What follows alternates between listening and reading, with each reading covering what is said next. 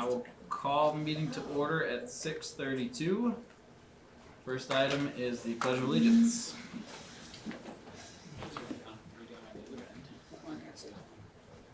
I pledge allegiance to the flag of the United States of America and to the republic for which it stands, one nation, under God, indivisible, with liberty and justice for all.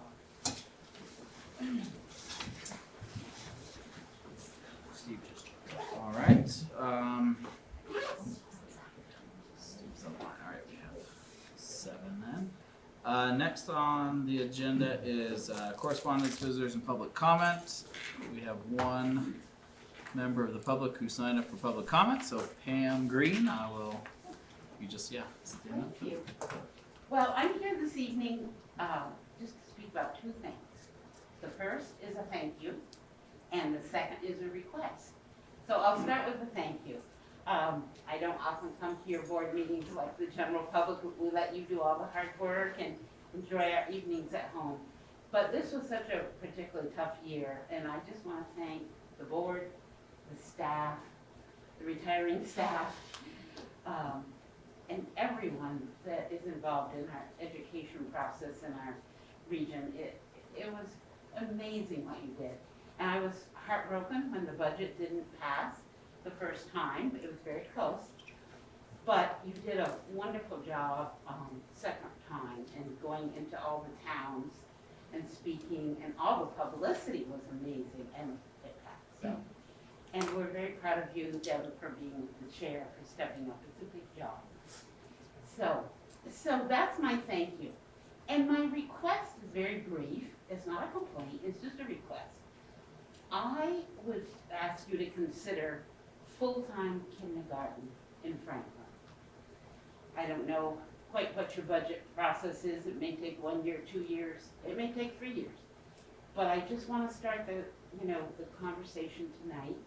And the reason is that I have become educated. Much so, I don't have school-age children or even grandchildren school age. But I've been on the ARPA committee, that federal money coming to the towns, and I have learned what a crisis childcare is, particularly in our Franklin community. I should have said I'm from Franklin. And it's not only an incredible hardship on parents, but it's quite a financial hardship. And so during these meetings, as young people who are young family members who are educating us, it came to pass that I heard, I hope I'm right, that Franklin is the only town in our union that does not have currently full-time kindergarten. And so it's not the same as childcare, I understand that, but it really leaves families scrambling, with half day. If you're really lucky, you got great grandparents or in-laws that live nearby that aren't working and that are willing to take care, pick up and drop off. I live right in the village, close to the school, and I'm telling you, that pastime it's like traffic jam in Franklin, with everybody streaming in to either pick up the half-day kindergartner or deliver the second half-day. So that's all I wanted to share with you tonight. It's something I hope that you will consider. And what Lisa Larrabee, our town clerk, has been telling these young moms especially that they really need to get together and come and speak to you. And they may do that, but you know how busy people are. So I just thought, I've been thinking about it a lot, and I thought I would just come tonight and share that with you. So thank you very much. Thanks, Pam. Thank you. Any other members of the public like to comment tonight? Anyone online? All right, seeing none. Next is agenda review. Do we have any agenda amendments for this evening? Don't have any, so I guess we are good to go. All right, we're on to approval of the minutes from May 31st. Is there a motion to approve those minutes? I'll make the motion. Toby is the first. Is there a second? I'll second. Saw Steven second that. Stephen or Peter? I saw Steven online. Oh. He caught my eye. All right, any discussion on those minutes?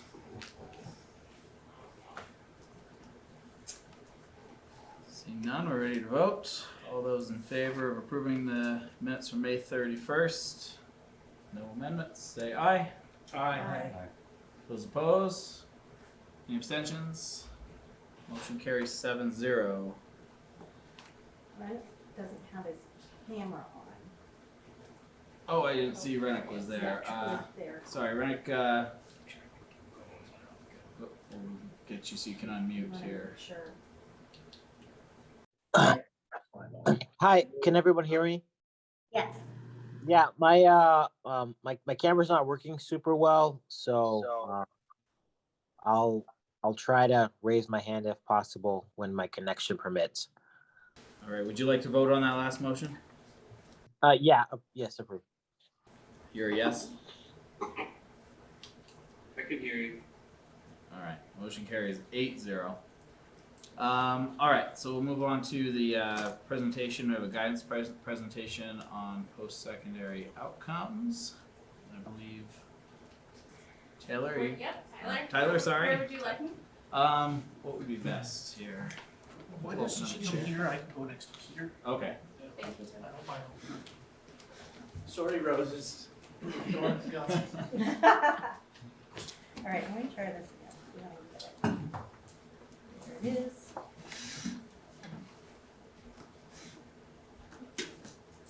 So thank you guys for having me. I think last year we were all virtual, so it's nice to be in person. I'm just gonna go over some of the updates from last year to this year and some new information probably. So we administered the Vsac survey. We do that every year. Last school year, only 31.5 of the class responded.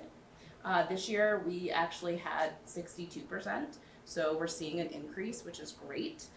We will get the data in the fall, and as a department, we're looking at ways where we can have even more, hopefully 100% of the class respond.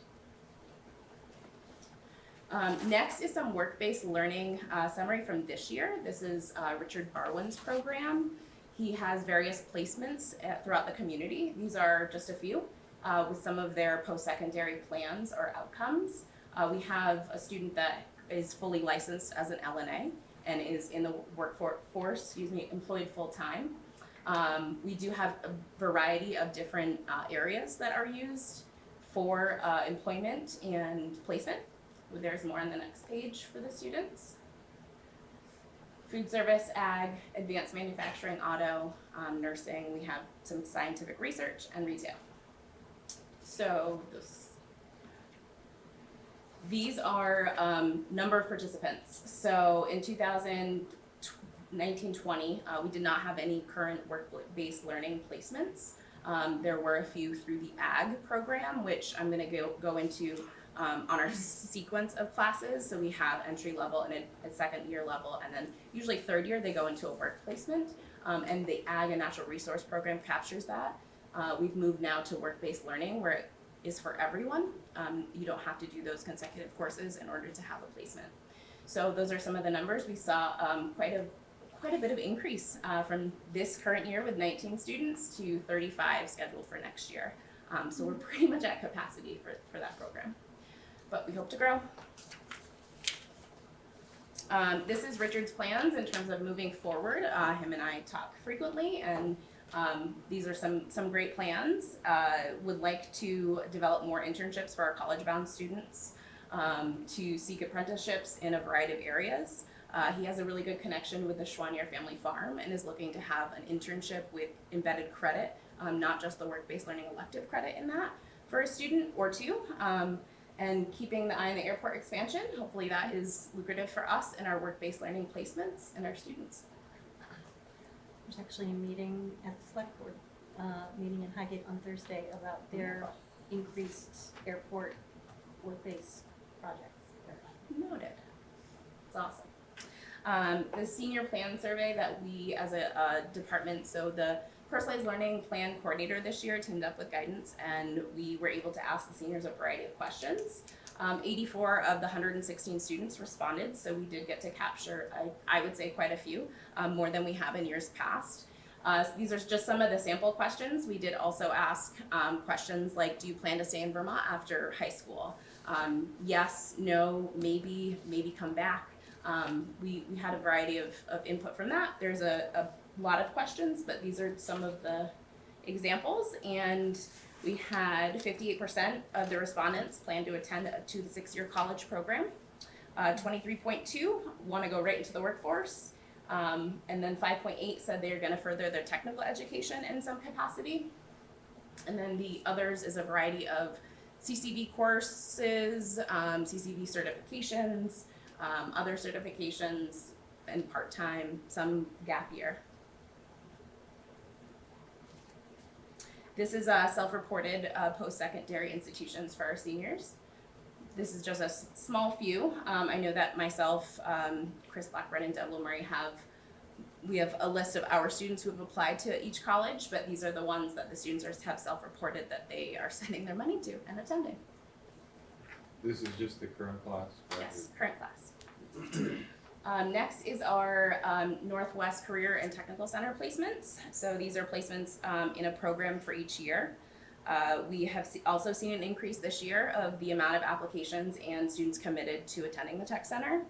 We have opened it up to our 10th grade students, or next year 10th graders. So it's our current 9th graders that all received information about applying. And we're really excited about that. So that's 47 for For next year. the whole school. Mhm. And so High then we school, only yeah. sent 10, 11, 12. 10, 11, 12, yep. 20, 21, and 20, so like last year and the year before was only 11 and 12. So next year there'll be 47. So how much money are we sending to the Tech Center?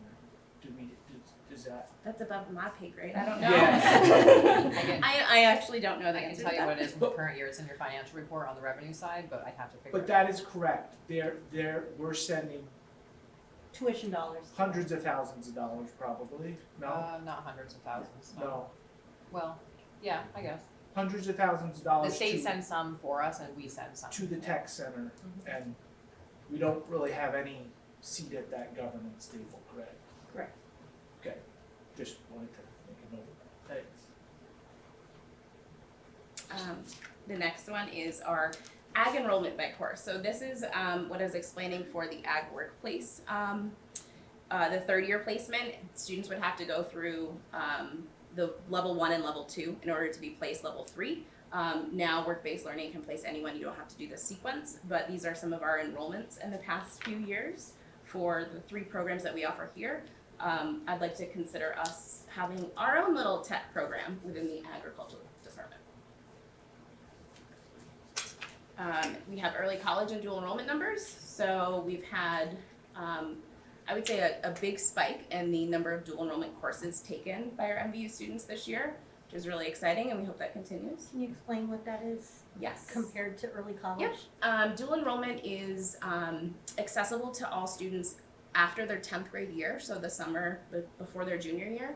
Every high school student has 2 vouchers, we call them, essentially 2 courses that are paid for throughout their high school career. So between end of sophomore year and senior year graduation, they can take 2 courses for free. We offer 2 courses here at school that are concurrent courses. So that means that the instructor is certified as a CCV instructor, and the students can elect to use one of their vouchers for that. And they receive not only a grade and it listed on their transcript, but they also get CCV credit for the course that CCV deems it. So for us, ego psychology, intro to psychology at CCV. And early college is the full-on early college experience where students, as a senior, unenroll in the fall, and they take a full-on schedule. They take at least 5 courses a semester in college, paid for, and then they re-enroll for graduation.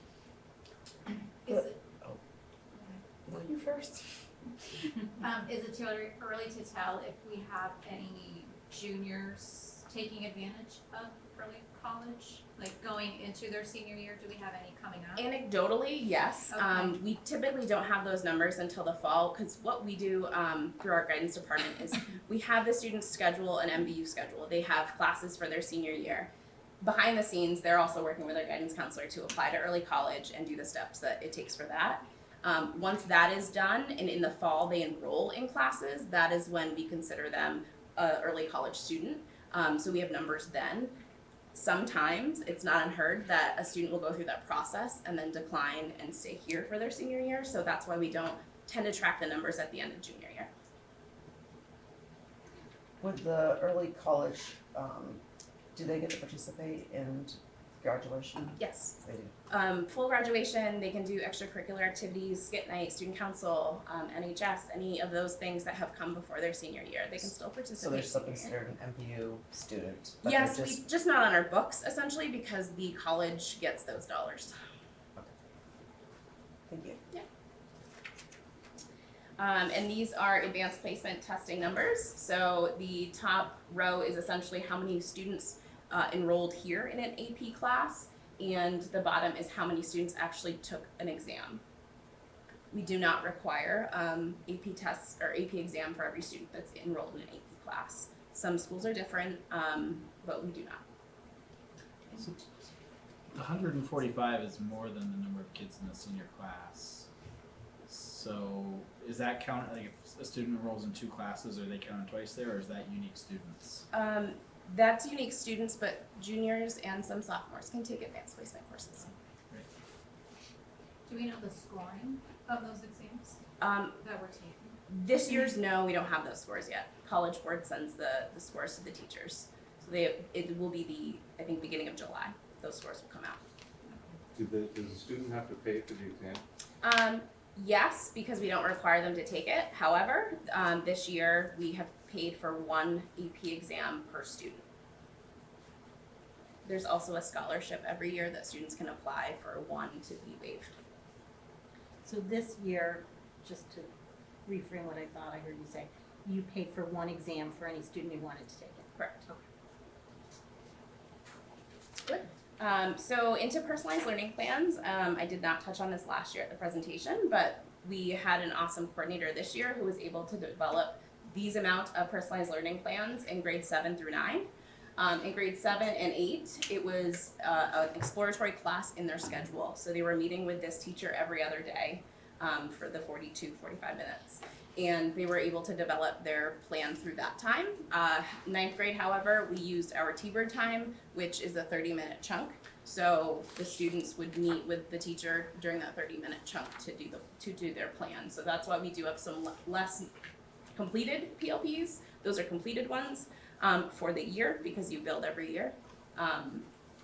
But we do have some of the 9th graders that have currently done part of theirs. So that's why they're just not included in the completed number. And I do have this, you can click on that. This is an example of, I got permission from the student to show this to you guys. This is an example of one of the PLPs. This is a 9th grader, and essentially they do a little who am I. They can put whatever pictures they want to. They can share whatever information they would like. There are tabs at the top that go through each course, goals, wish list, career interests, and they can put in any information they would like.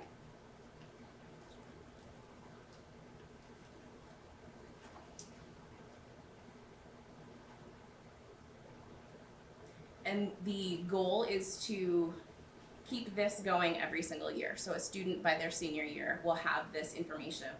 This is who I am. This is who I am as a learner. These are my interests or my passions. This is how, it informs a career possibly, or college or internship, anything like that. So we really want to use this and develop it every year because the reality is teenagers change day to day.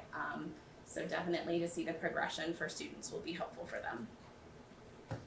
I also do have, and I'll pass this around, I got permission from the student as well.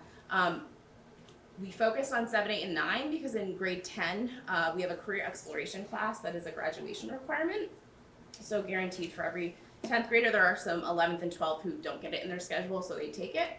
But this goes into build off of some of the PLP aspects of job applications. Who am I as a learner? There's an inventory in here. How does that fit in terms of my post-secondary plans or career clusters? So I'll leave that, you guys can look at it if you would like. And these are just some of the sports supports we offer. I know I went through these last year. I'm very excited to say that we have secured the Vsac Aspirations partnership. That will be starting in the fall. I have a meeting this Friday with one of the coordinators to plan our steering committee, essentially. So that will help have someone from the outside come in to kind of steer us here at MVU to make sure that we're talking about careers in every place, right? Every content, every subject. Oh, you're in science class, you really like this experiment. How do you become a chemist? You know, what does that involve?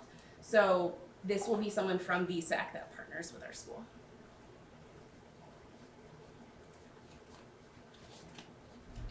And then just supports continued. One of the things, do we have, I see that the PSATs are offered and we pay for those for all sophomores and juniors. How many students, do we have a lot of students who take that opportunity? I would say not enough in my opinion, but that's my personal Tyler Rice opinion. The last couple of years has been difficult though. Right. PSATs is offered Wednesday testing where schools can test and implement in school. And typically it's like all of 10th grade or all of 11th grade takes it. We have done that in the past 3, maybe 4 years ago. And there's a lot of logistics and it didn't go so great. But with COVID, we kind of had to move to whoever wants to take it can sign up and choose to take it just because of the amount of people, some of the COVID logistics that were involved. This past year, we had about 35 students between 10th and 12th grade take it. That's all I have. So if there's any questions, happy to answer. The work-based learning that you talked about, I'm not as familiar with that program. How does that work? How do the students find out how to enroll in it? And then they're getting credit for these courses, so are we getting feedback from the employers telling us how they're doing? And is the goal that they have, they're working towards a job for full-time? Yeah, I would say we have a variety of students that either they're working towards a full-time job in that placement. Some, it could be even an internship to gain more experience before they're employed. We have our coordinator do presentations to students in the junior class every year. Guidance, we also talk to students. Every student that's in careers class gets a presentation about some of the course offerings, work-based learning being one of those. It's a captive audience and it's really wonderful to tell these students as 10th graders, this is what you can get excited for. And specific to the industry recognized credentials that we offer. Last year we had a student that completed his real estate license before he graduated high school through the work-based learning program. So I actually have the sophomore that let me borrow this. That is really her main goal. So I've been working with her and her family to say, okay, you're a 10th grader, this is what we have to do to get you to that place for work-based learning. I hope I answered your question. I don't know if there's a couple parts, so excuse me. That was very good, thank you. And we're definitely, I think it's good to look through some of the next steps that Richard put on there in specifically trying to increase the apprenticeships in electrical and plumbing in particular, making those connections. We definitely have a good relationship with Husky. We've had students have relationships at the airport to do work-based learning there. And as I was mentioning to Tyler before, we just got notification of that program expanding, so that's exciting. So we do. It's an area where, if anything, we need to grow. Yep, I agree with that. Sorry. Don has his hand up. Oh, yep. Go ahead, Don. Yes, I want to the PLPs, and I realize that other people are more maybe directly involved in it than you are, but that showed the freshman class, I think 41 students, did you say had PLPs? I didn't realize that was optional. I thought that we had people who were helping students develop PLPs. whether they wanted to or not. Yes, those are 41 completed to what was asked of them, PLPs, right? A PLP really is fluid. We want to add to it whenever we can. We want it to be kind of a living document from when they start it until they graduate. We do have all the other freshmen are in progress for that, so they didn't complete their full 9th grade PLP assignment, if I can say it that way.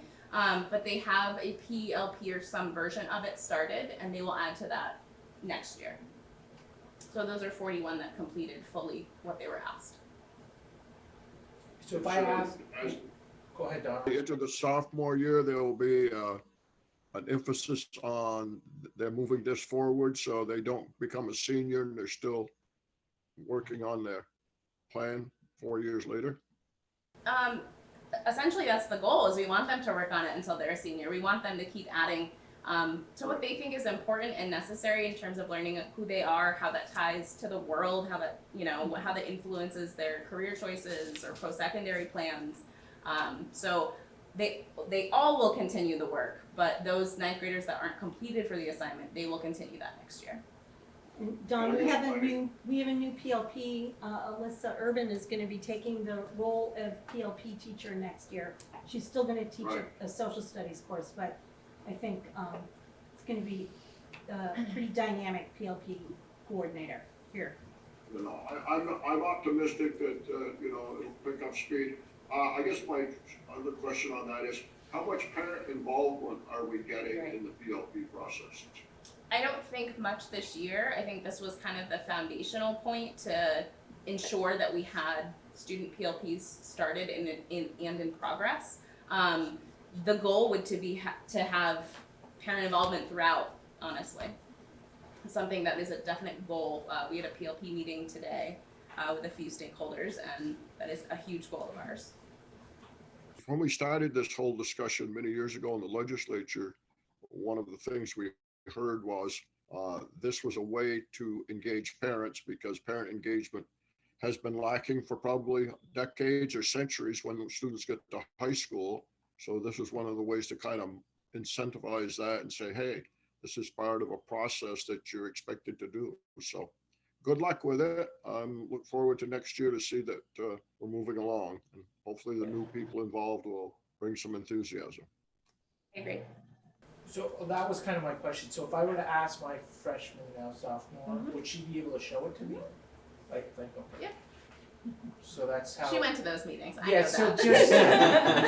just so really just freshmen down, especially for in this particular model, yes.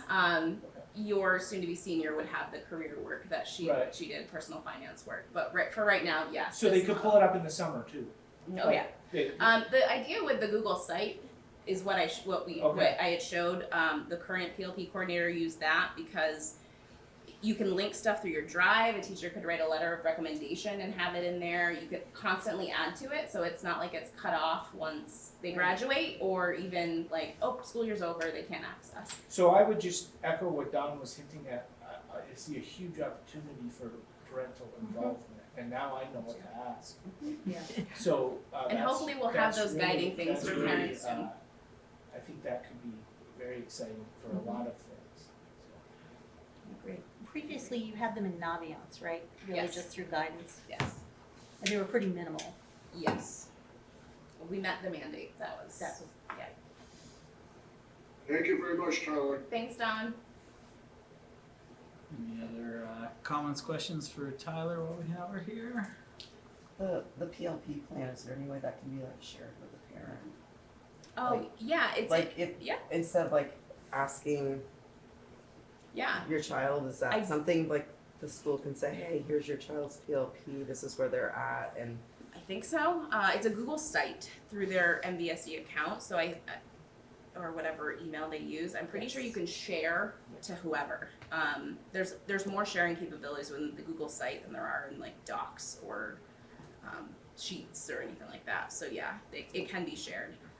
That probably is a good to-do check off for the Make next. sure you share it with your parents Yep. before, parent-teacher conferences. Yep.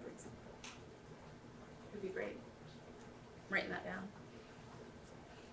Thanks, everyone. All right, I'll thanks, leave this Tyler. if you want to take a look. Dan said he'd graciously grab it, so. Thank you.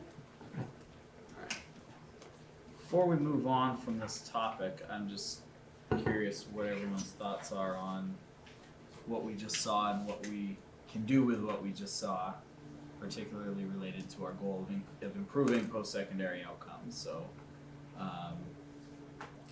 I don't know the answer. I'm just wondering what thoughts are out there. Are there pieces of that we'd like to somehow quantify?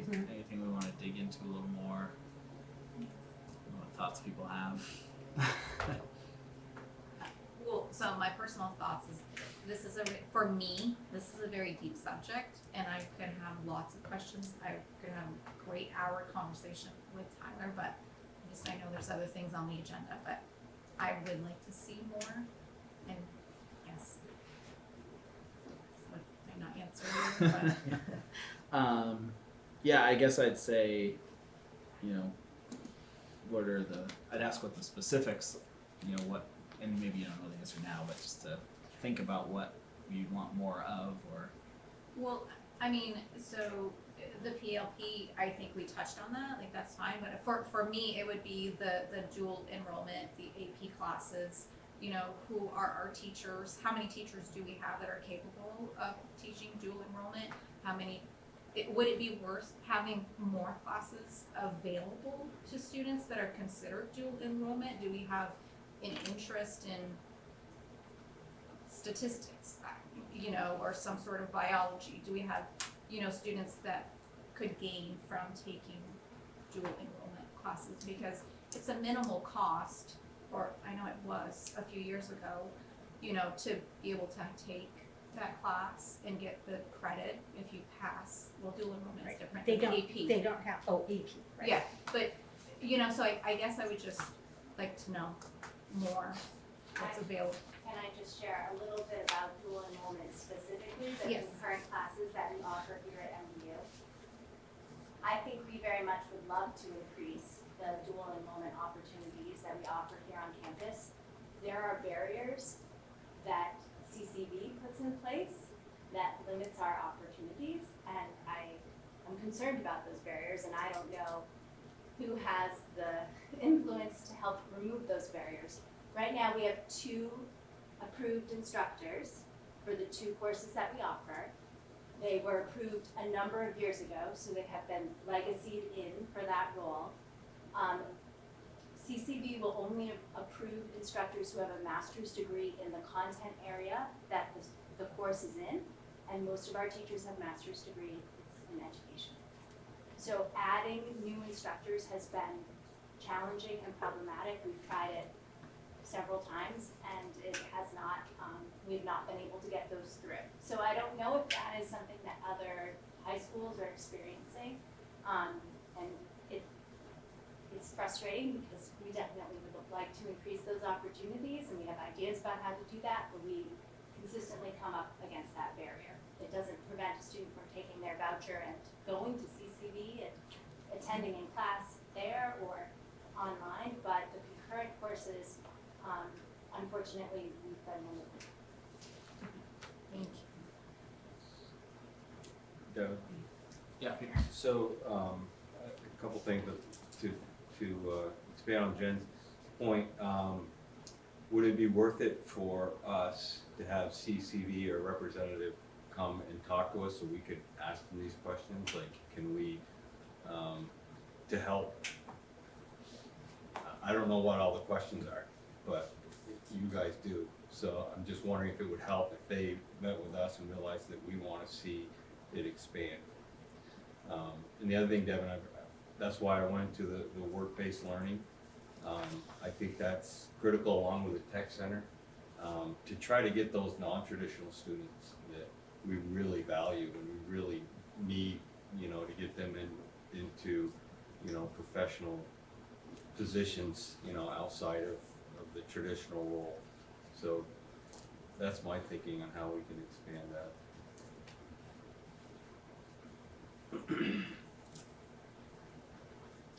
How many students are we capable of sending to the tech center? Like, is there a limit? As many, Well, they have their own enrollment limits for courses. And students apply, and then the tech center admits for each program depending on the size of the programs. Medical professions is a really large program, they have 2 instructors there, but some programs are smaller because they're traditionally been smaller, so they don't have as many instructors. So it's partially dependent on the number of seats. When we made the decision a few weeks ago to allow 10th graders to apply, we contacted the tech center and asked them what they had seats available in.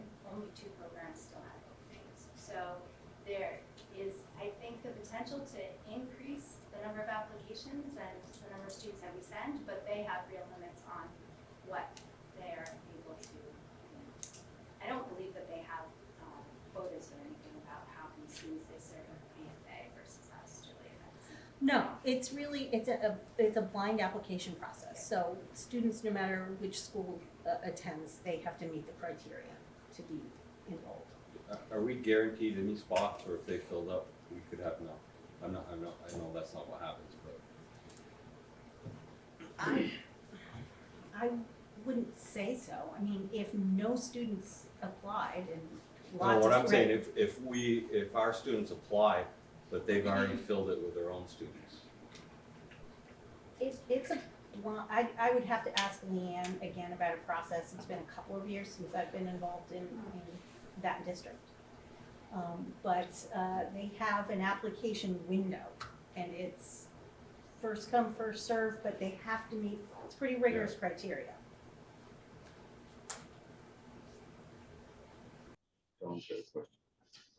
Don? Even though we often think of the Northwest Tech Center being BFA, it's not. It's a standalone entity. So according to the law, if it's followed, the regulations, BFA is treated the same as MVU. And if you were sending to the Essex Center like Fairfax did and Mount Mansfield, you're all supposed to get the same treatment, because even though the building may be located next to your high school, they are separate entities, separate governance, separate budgets. So I guess it might be difficult to figure out if somebody was getting favorite treatment, but if they would jeopardize their funding, because, as I say, we're supposed to be equal entities even though we are geographically separated. Thanks, Don. All right, any other comments for this So topic? we were talking about metrics, and I think Jen threw out somewhere in some presentation, she threw out, I think it's important for some parents, I'm just speaking from what I'm hearing, the number of scholarships dollars we awarded. You threw out 700,000, I think, for this last class. I don't know if that was great or not. I don't remember specifically. And I don't know, that would all probably be voluntarily reported to us, because it's probably not our business. And I don't know, but I think that's what you're kind of looking for. I think So- that in preparing for this presentation, Tyler and I really talked about how to accurately present the information that we have. And so you heard her several times say self-reported data, right? And so I think, I asked her, I said, does the College Board give you access to the schools that students have gotten into and who's accepted? That's not available in the College Board portal that the guidance counselors have access to, right? And so along the same lines, the scholarship data would be self-reported. So we can attempt to gather that data, but I think we just have to be careful about how we speak about it, right? And what we say that data is. And we need to figure out better ways of collecting that data, because the Vsac survey is not as helpful as we would want it to be because of the limited participation and kind of the lag in return time. And I just think, no one, once you grant, it's no one's business, I would think, is other than the families, it's personal finances. So, I mean, if they don't want to tell us that they got a scholarship, then they don't have to. So, that's just a challenge, but I think it is important for some families, I think, to gauge. We could probably ask a question on the survey that is something more like, are you receiving financial aid packages that will make college affordable for you, right? Like, we could ask a question like that asks them to say, just in a range, whether the aid they're being offered will help them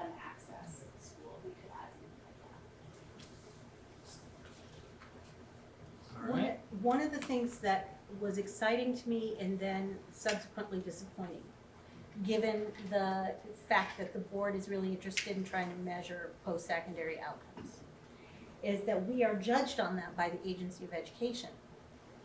But they actually don't have the information that they want to have. So they wanted to get information from the Vermont Department of Labor on employment status of students. They don't have permission for that data. They wanted to get permission for the students that have entered the military, and the state doesn't have.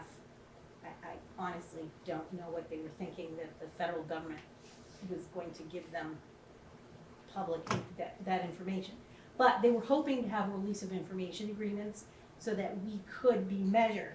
Right now, we are mostly measured by the Vsac survey data, and which again depends on how many students choose to fill out the survey. And I think you're making good headway on that because that makes our data a little more meaningful. And then we're judged on how well students do on those sort of pre-college assessments, college readiness assessments like the SATs. And in some places, we're really close to the state average, and in others, like our SAT performance, we have fewer students taking it. So we have work to do there, but I think those are places where we can sort of narrowly identify areas for improvement and continue to work on that. But if you recall last year, we wanted to do a self-attestation survey because the other information was just not very good. All right, I think we'll have plenty more conversations on this one in the future. So for now, we're at our time. So we'll move on to administrative reports and the elementary administrative updates. And Joyce, would you like to go first? Oh, I would love to, All Devin, right. thank you. So, it's been a whirlwind, that's for sure. I said to somebody the other day that I don't think in all my years that ever seemed like the end of the school year was just quite so compacted. It seemed like just everything just seemed to all come at once, and it's been a whirlwind. So if I have the wrong day or whatever, just let me know when I'm talking through things here. And I'm gonna use my cheat sheet because I haven't had a chance to think about tonight's meeting. Almost forgot we had a meeting tonight, because it really has been a whirlwind. But kind of backing up to our last meeting in May, we had our spring concert, and we had, and this is in my report, but I'm really proud about it for our school, so I'm gonna talk about it. We had about 400 people in that little school for the spring concert, and it was standing room only. And it was also turned out to be an art show this year, which we've never done. Kathy Rouleau decided, it was kind of just a few days before, she had kept samples of each class's artwork. And so we had that artwork up, and she also asked the 6th grade class for volunteers to do a cover for the programs for the concert. So I will give one of those out to you later, but I'm not gonna give it out while I'm talking because I was too good of a teacher to do that because you'll all read it while I'm talking. So I'll give that out in a few minutes, or maybe less than that. I'll try to talk fast. But anyway, also there is a link to the spring concert, but I wanted to give you out the program because I figured you probably wouldn't have the time to watch the whole concert, but you could please check out the program and see what that presentation was like that night. I also wanted to say something about the music program because there was a lot of comments, and some of you might have seen them, regarding the Dairy Festival Parade. Franklin School ended up being the only school in the Dairy Festival Parade for a band. And that was really unusual, and a lot of it was because of COVID. And I just really want to congratulate Jen McConnell and the students and the parents for their perseverance through COVID. And we couldn't have a beginning band last year, but we did have a beginning band this year. And we set about 2/3 of our band in that Dairy Festival Parade.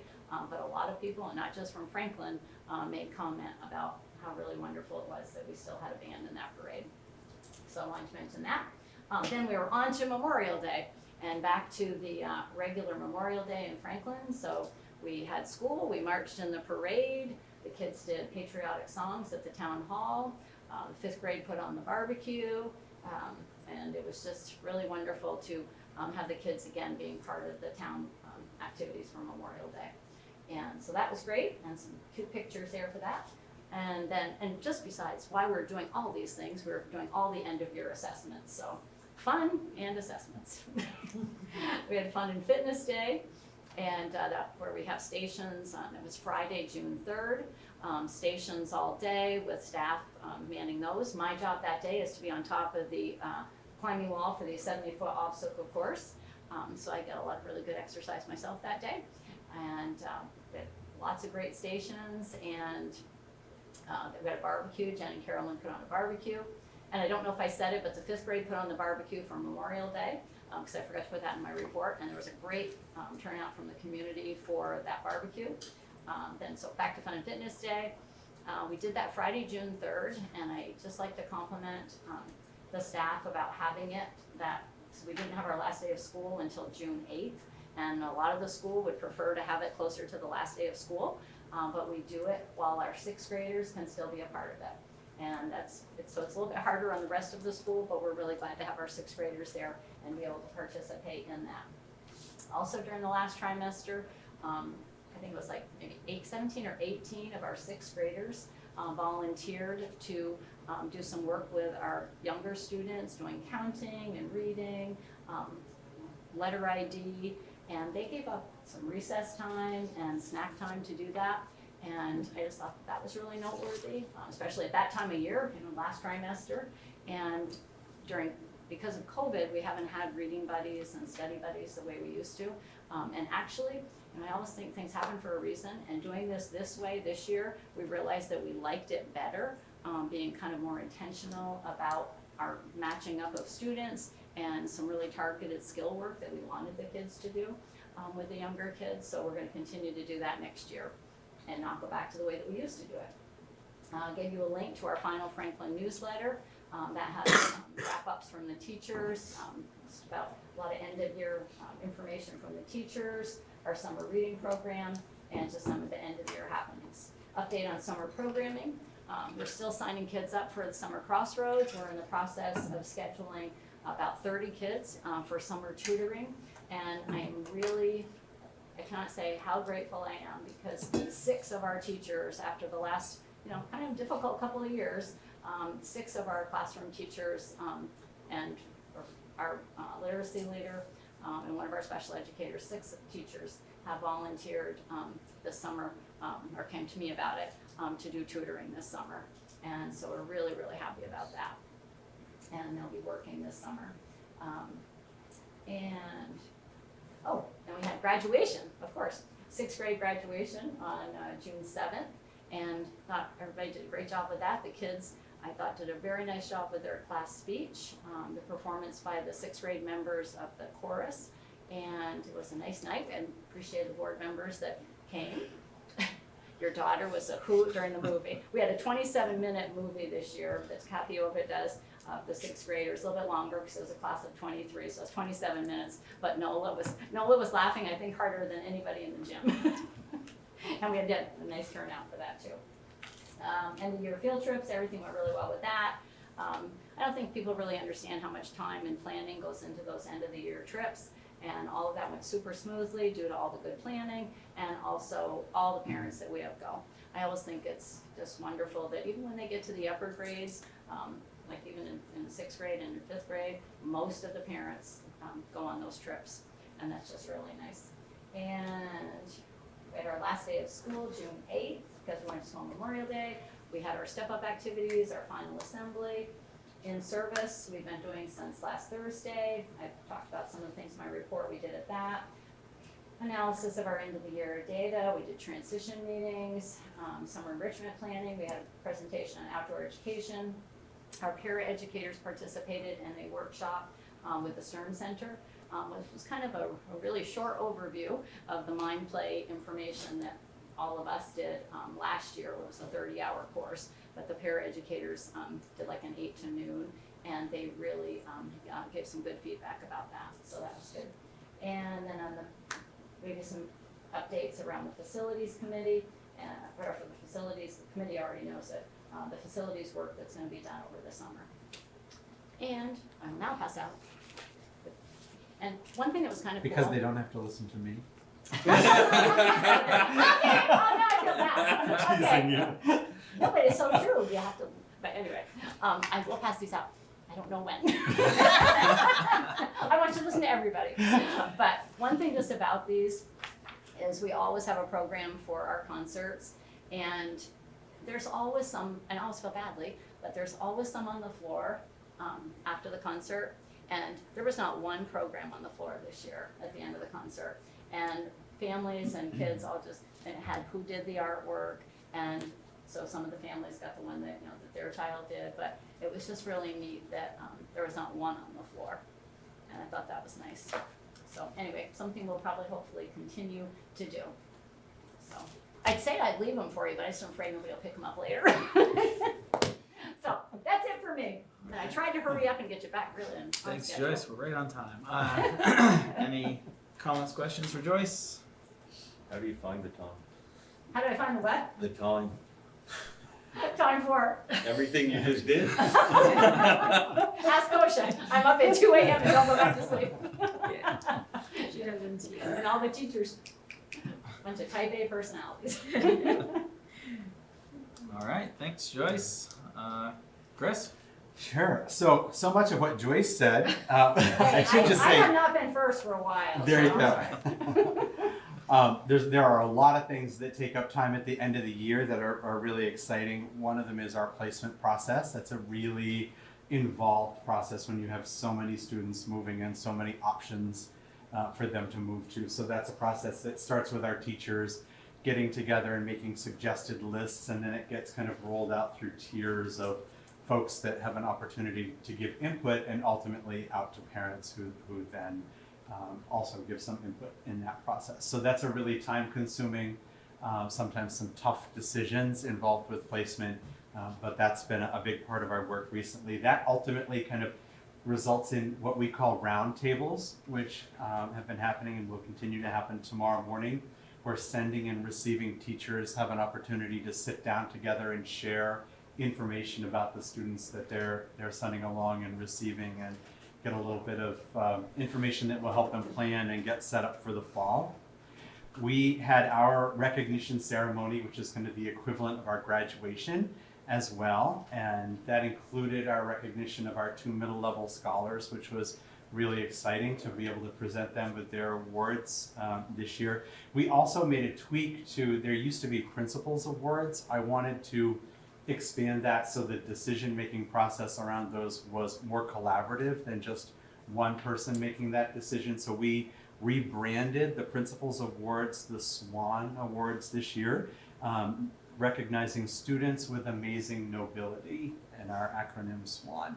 And so we had a great opportunity as a group to think about all of the wonderful characteristics of our students as leaders and good citizens, and give out some SWAN awards as well. We've rolled out the Summer Reading Challenge, which I'm really excited about.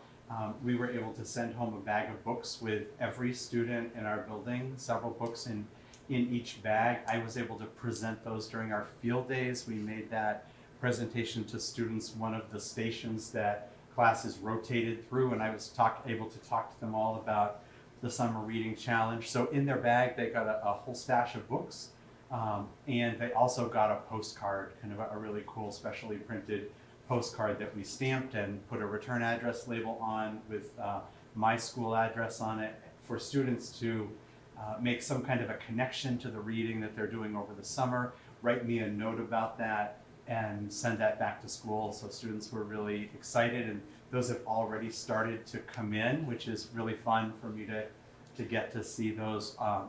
At the end of each week, I will draw from a bunch of those postcards, and we have some cool things that we'll be connecting with kids about when they get drawn. I also will call students who send me the postcards and just congratulate them with a phone call on working on that challenge. So that's really exciting.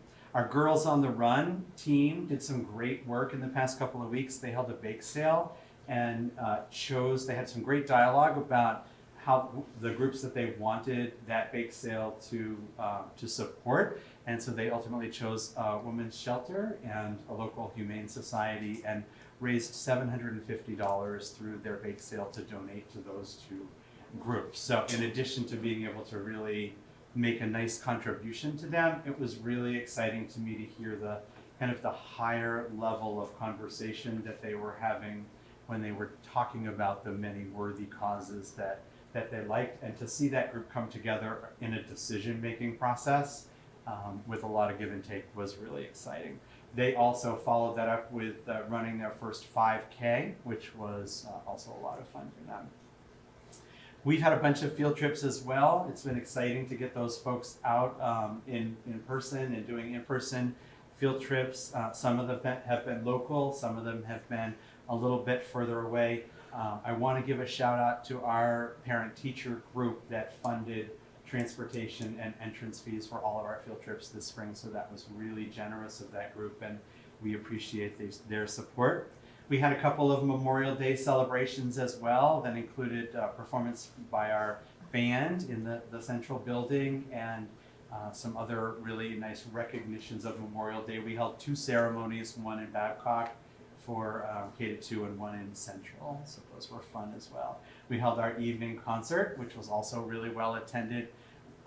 It's really nice to start having folks back together in person for these events and thinking about community engagement. We are to say we're actively engaged in the hiring process is probably a super understatement at this point. But we are plugging away at making our hirings. We've had an opportunity to meet some really exciting candidates that we've moved forward to Bonnie and Julie in that process. And so we're definitely working our way down the list of our hiring for next year, but that's something that will continue as part of our work into the summer for sure. At the same time that we think about the new folks that we're bringing on board, we're already also thinking about how we best support them, who our mentors are going to be for next year. Justina's been working on networking with folks in the building who are maybe willing to be a part of that process. So we're thinking about how we really support those new folks in their first couple of years at Swanton. We are also really excited about a bit of a structural change for grades 4 and grades 5 this year.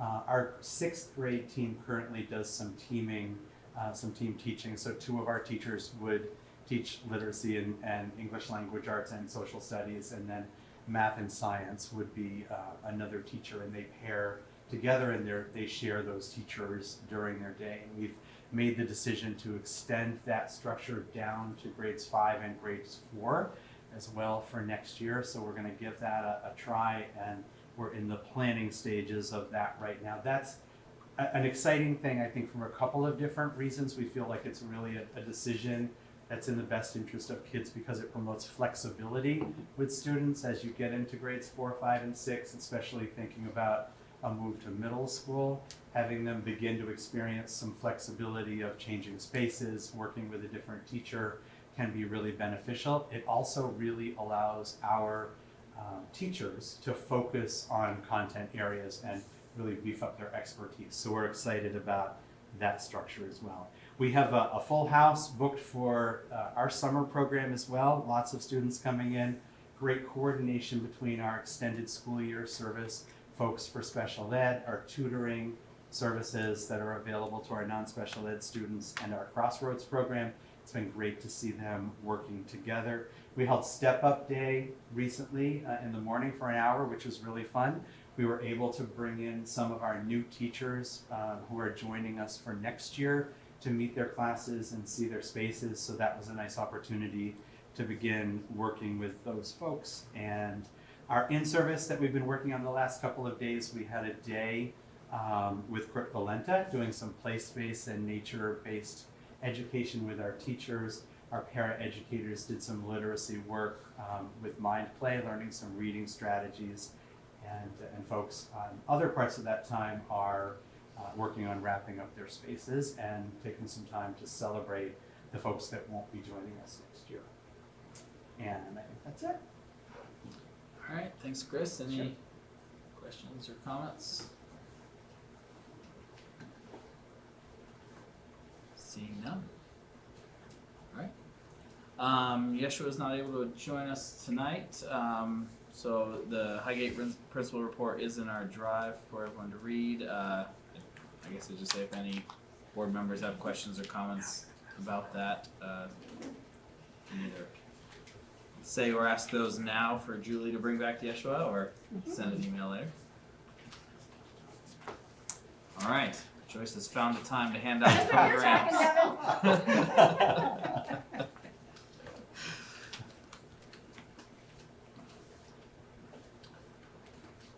We'll wait a moment.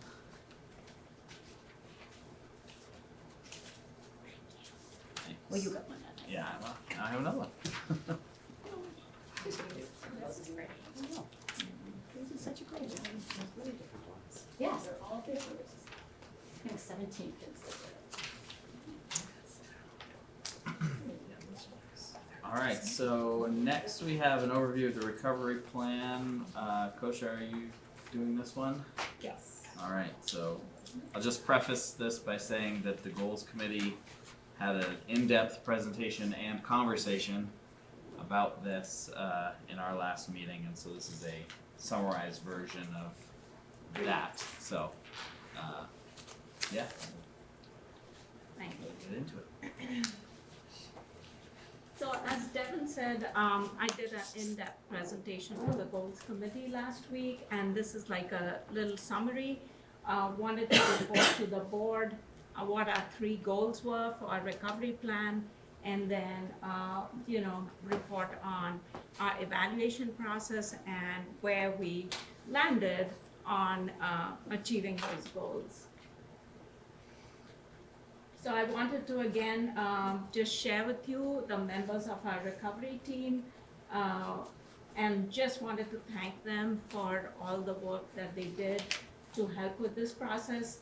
We met twice a month, every month, and collected information and evidence from each of the schools to help us keep track of where we were in the goals and achieving them, or modifying goals, and just making sure that we were reflecting on what we were doing and making sure that we were moving forward. So these were the team members. This phase 3 of the recovery plan was really the implementation and then evaluation of the plan.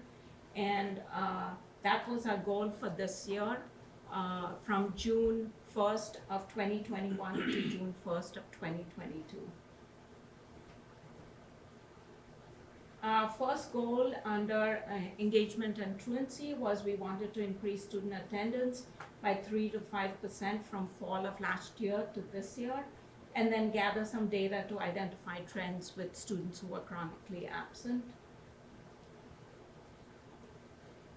This was our data, and I added the final column because when I met with the goals committee, Rennick wanted to know what was our May data from 2019. So I was able to extract that from Rusty helped with that. We did see a slight increase in attendance, but it wasn't quite what we wanted it to be. So one of the things we are going to continue to do is really monitor those students who have missed large numbers of school days. We know many of the absences were COVID related. They were also related to anxiety and other mental health issues that emerged from COVID. There were families who were nervous to send their kids to school whenever there were spikes in COVID being reported in the media. So we know all those things impacted the attendance. So you can see Franklin was quite steady in their attendance.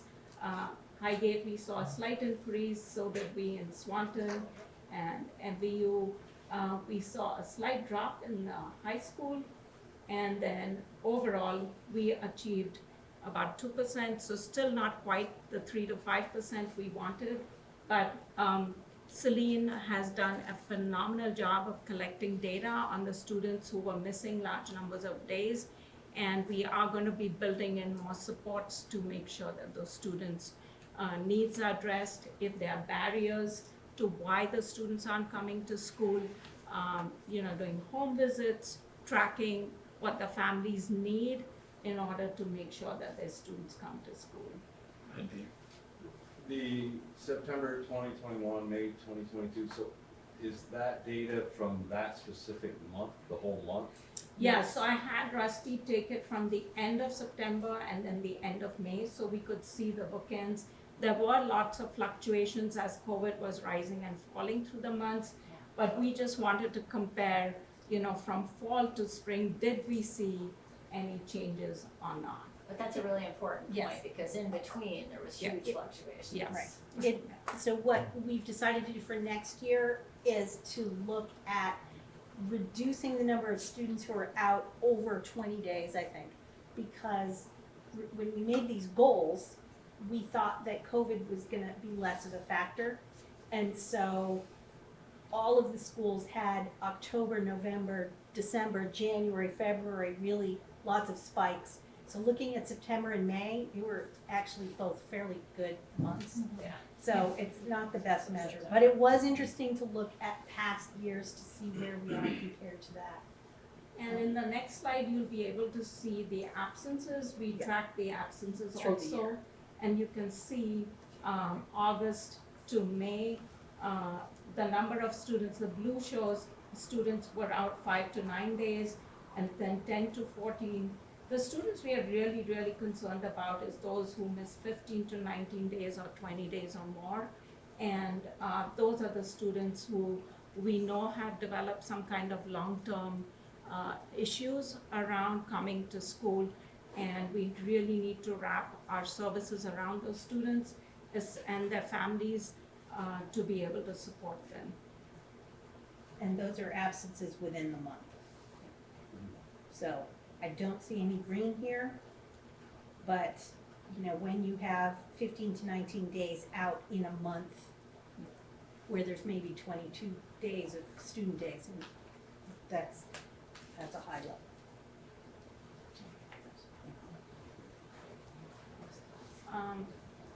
So like I said, we didn't really meet our goal, but we did see a small increase in attendance in elementary schools. And one of the significant pieces of data that we found was 334 students out of our 1658 students enrolled. 20% of our kids missed 25 or more days of school this year. And that was significant.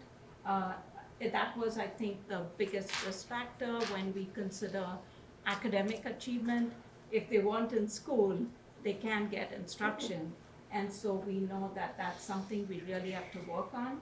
I put some of the points that Celine reported to us as she's been talking to families about why the students were not coming to school.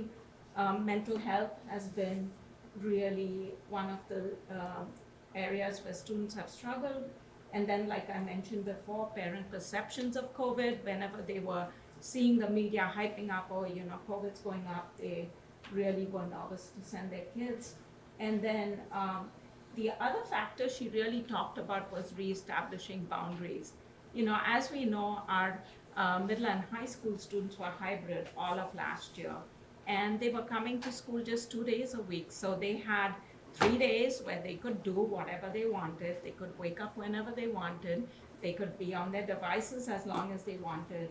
They could sleep when they wanted. And so one of the things parents were reporting for those chronically absent students is that they were really having battles with their kids to reestablish those boundaries and to get them to go to sleep, wake up on time.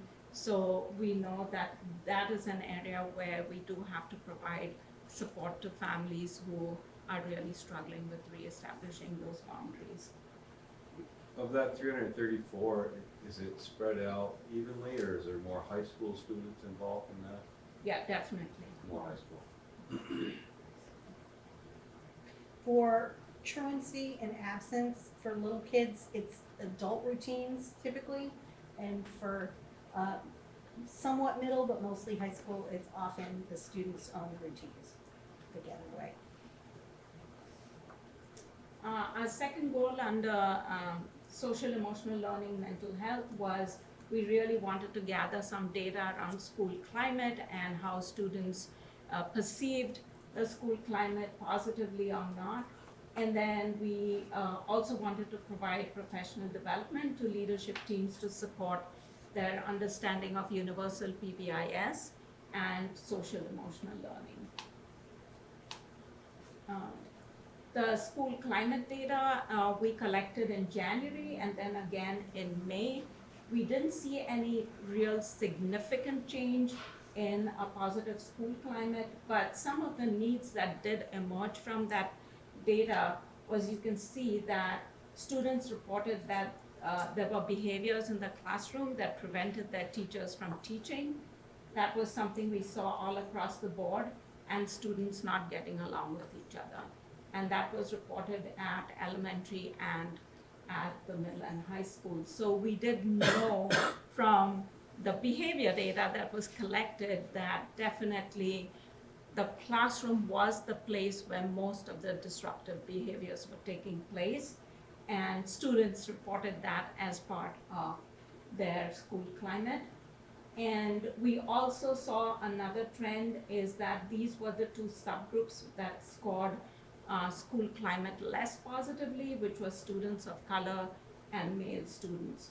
So we are going to dig deeper into that to see how we can create a more positive culture for all students, irrespective of what subgroup they're in. And the categories for the middle and high school students, they had a more in-depth survey. And one of the needs that emerged from that was the piece around cultural acceptance. So that is something I know the DEI committee is going to be working on, as well as we are going to be working on as we move into more social emotional learning professional development, is how do we get students to accept other students who may be different from them. Again, these are just some of the things that were reported by Celine. The mental health issues, we were able to support our students within the school when they had high anxiety, but what families were reporting is they didn't have those supports outside of school. And that is a big concern, that they didn't feel that they were supported by the community in terms of when their students were struggling with that. So that's something that we have to, see what other mental health agencies and other community partnerships we can create to help support families who need it outside of school hours.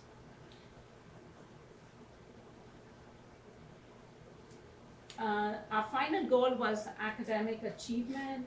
We wanted to see an increase in student proficiency in reading and math as measured by the STAR 360 assessment by 5 to 10%, and also continue to provide professional development for our staff around all the content areas. And this was our math proficiency data. So you could see by grade level where the students were in fall, winter, and spring. And I will give you actual numbers. This is just for you to see the trends. We did see a lot of growth in our first graders, as you can see, and most of them showed growth from fall to springtime. The next one is our reading data. And one of the things I've shared before was our youngest kids really had a difficult time because, as you know, they didn't have a typical last 2 years of school, and it's very difficult to teach a child reading and writing when they are not sitting next to a teacher and being guided in that process. So we did see a huge impact on our kindergarten and first graders, and we know that we are going to have to provide much more early intervention for those students who are struggling. And that's why what Joyce was mentioning and Chris is really critical. We've upped our tutoring options and what we can offer over the summer to help those kids get more practice in reading. The summer challenge, with reading, giving them books and giving them some incentives to look at books and talk about books is always something that will help support this.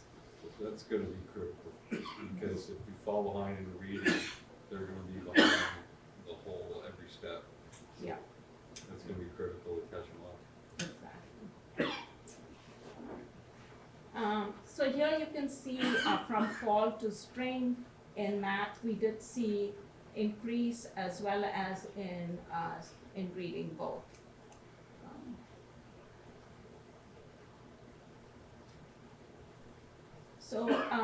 We did meet our goal of increasing student proficiency in reading and math. You can see in math, fall proficiency, and this is district-wide data, so it's not specific to any grade level. Our fall proficiency was 46%. It went up to 52% in springtime. And in reading, our fall proficiency was 36%, and spring was 41%.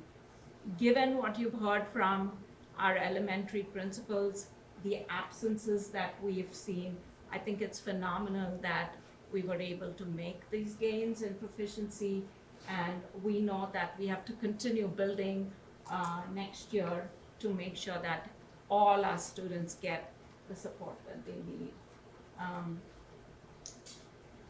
We are in the process of adopting a math program over the next couple of years to increase consistency and coherence in our math program from K to 12. We are also currently working on revising our reading and writing curriculum and developing our units of study for 7th and 8th grade. So we know that that's going to help with keeping on prioritizing based on our students' needs. So the recovery plan, our final one was submitted on June 7th, last Tuesday, and we were very surprised by Friday to receive an approval from the Agency of Ed. So really proud of that work that was done. And based on what we collected in terms of data for our recovery plan, it's now going to move into our continuous improvement plan for MVSD for next year. At this point, Before you do that, do you want to share with them what Ted Fisher from the Agency of Ed shared about our recovery plan? yes, sure. So Ted Fisher is the communications director from the Agency of Ed, and we just received an email for Julie and I on Friday. They want to videotape us to share what was some of the highly successful things we did in our recovery plan, because they had asked each district or supervisory union to send like a summary of what were some of the things you did. And I had sent it to the concerned people, and so now they've asked us to be part of this videotaping session. We don't know when it's gonna happen, but as I said, I'm really proud of the work we did and our teachers stepping up to the plate. And so at some point, I was trying to push it onto Julie if she would do all the videotaping, but it may be both I of think us. they want to see the people who are doing the different types of work. So Yeah, we we might highlight our art therapy program that's been Yeah. very successful. So they want to draw a connection with our use of funds that we've had and the strategies we put into our recovery plan and the outcomes that we've had. So Yeah, I just wanted to say that because you and the team, and I know as a part of the team, but that so much work went into making sure that we were creative and that we had solid strategies that we thought were going to be very effective. So. Yeah, and art therapy was one of the things that, stood out to us as a highlight, because that was something that came directly from stakeholders. It was the Abenaki community that reached out to us when we had asked Jeff to collect, information from them on what would help with their mental health needs and for their students. And they said many of their children prefer art therapy rather than traditional verbal counseling. And so we were able to hire Felicia Kota, who is a former MVU graduate and a certified art therapist and lives in Swanton. She was able to work with our students 2 days a week, and already we have worked with her to expand it to 4 days a week next year. So we are excited about that. She's also going to continue providing services to some of the students whose families wanted them to have services over the summer. And I appreciate both Dan and Chris helping to get that summer programming in place for the students who need it.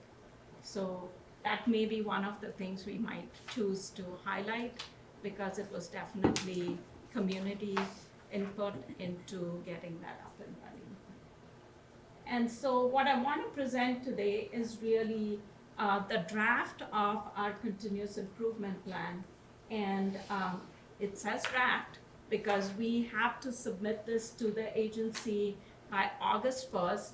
And at this point, we really want to collect stakeholder input. So I've shared it with the building leaders, all our administrators, to go through it with their leadership teams and get feedback. I've sent it to Jeff so that he can get feedback. I wanted to bring it to the school board so that you can take a look and give any input you want into it.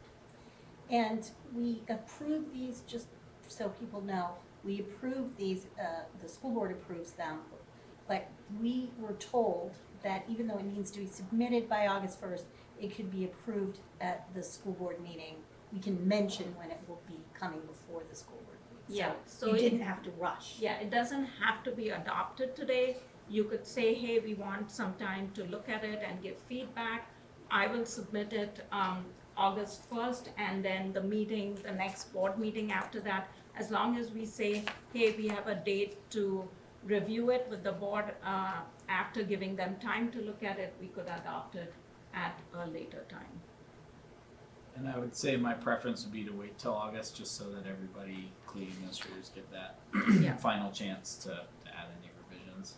The timing on it was just, we had to get all the recovery plan information in, collated, reported to the state, submitted, shared with you, and then turn it right around and do it for the, so it was a little challenging to do both things simultaneously.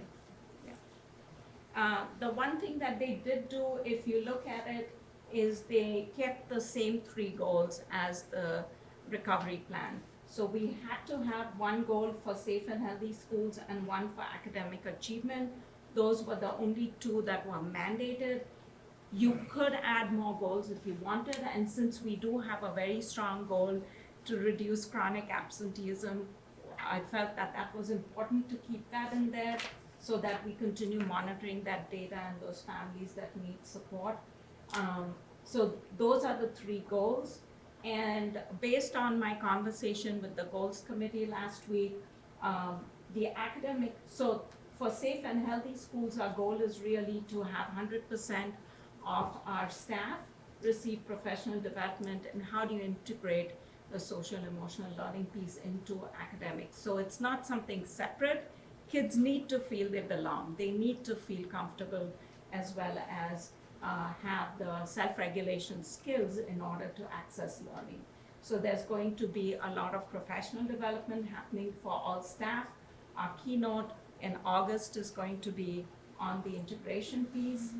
And academic achievement, since we now have our end of year data, we're going to use that to set the goals. So I put in there that the district will increase proficiency in reading from 41% to 50%, and then in math we'll increase our proficiency from 52 to 60%. And then for attendance and absenteeism, we put in, we want to increase the attendance of students who have been identified as being at either low, moderate, or high risk for becoming chronically truant. So those are the 3 very simple goals with a lot of work to do. The second requirement that they changed this year is that we have to biennially evaluate the continuous improvement plan. So during the year, we'll be reviewing it. I've already reached out to our recovery team that now they're going to become the continuous improvement team. We will continue to meet every other month to keep working on this plan, to see what's happening in each building, collect that data, and then during the year, we will have to revise the plan based on what we are seeing happening and submit that to the agency. Kosha, Yes, can you go back to the attendance? sure. I'm not trying to criticize, I'm just trying to understand. So under the prioritized strategies, closely monitor days students are missing school each week. I assume we're doing that already. Yes, And then creating a multi-tiered system of support to remove barriers, preventing students from attending school. It sounds good, but what does it mean, and how do you know what those barriers are? good question. So one of the things when we were closely monitoring, this year, Celine was really focused on MBU. She didn't get the opportunity to work closely with the elementary schools because the needs were just way too high. So we want to be able to coordinate more with the elementary schools and also track those students who are missing days and then put some supports in place. And she has actually formed a committee here at MVU this year. They just started the work 3 months ago, where they are going to develop what does each tier of support look like. So if a student, for example, is missing 1 or 2 days of school in a month, what kind of supports will you put in place? If they're missing 3 to 5 days, if they're missing 10 or more days. So we will clearly identify what happens when kids start getting identified as either being low, moderate, or high risk. And then that information will be shared with classroom teachers so that they know, okay, when you start noticing a kid, like some of the kids we noticed, they were missing 1 day in September. In October, it started going to 2 days, and then 3 days, and 4 days. So what is the role of the classroom teacher? Who's going to reach out to the families first? Celine doesn't know all the families, right? Mm-hmm. The first sort of connection is always with the classroom teacher, the teachers that teach your students. So we want to be able to clearly identify whose roles and responsibilities it's going to be, what actions they're going to take, so that it's not all Celine doing everything, because she can't. There are just way too many students' needs right now. We also want to expand that committee to include people from the elementary schools, so that there is a point person in each building who's also monitoring those students at their building level, because they know their kids. She can't know all the families. Her focus is really going to be on our tier 3 kids who are at very high risk for dropping out. And she has reached out to many of them. She's been working closely with Dan, visiting those families, actually going and talking to them, asking them, what is happening? Why is your child not able to school? She has actually gone and picked up kids and brought them to school, but it's not a task that one person can do. Right. So we really want to establish clearly what those tiers are, what are those supports, who's going to be responsible, and making sure that it's working for all students.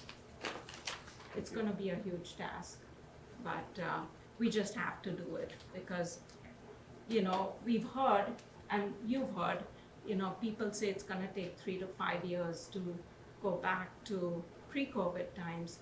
And we know that some of our kids, like we said, mental health has become a definite concern. Mm-hmm. And for some families, they're really struggling. So that was what we meant by those. Thank you.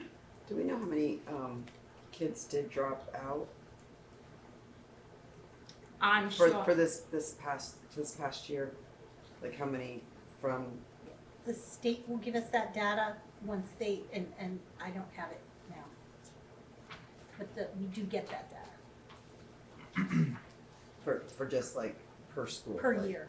It's a high school measure. But I mean for like MVU. Right. We don't know how many kids dropped out here for MVU. We do not have that data.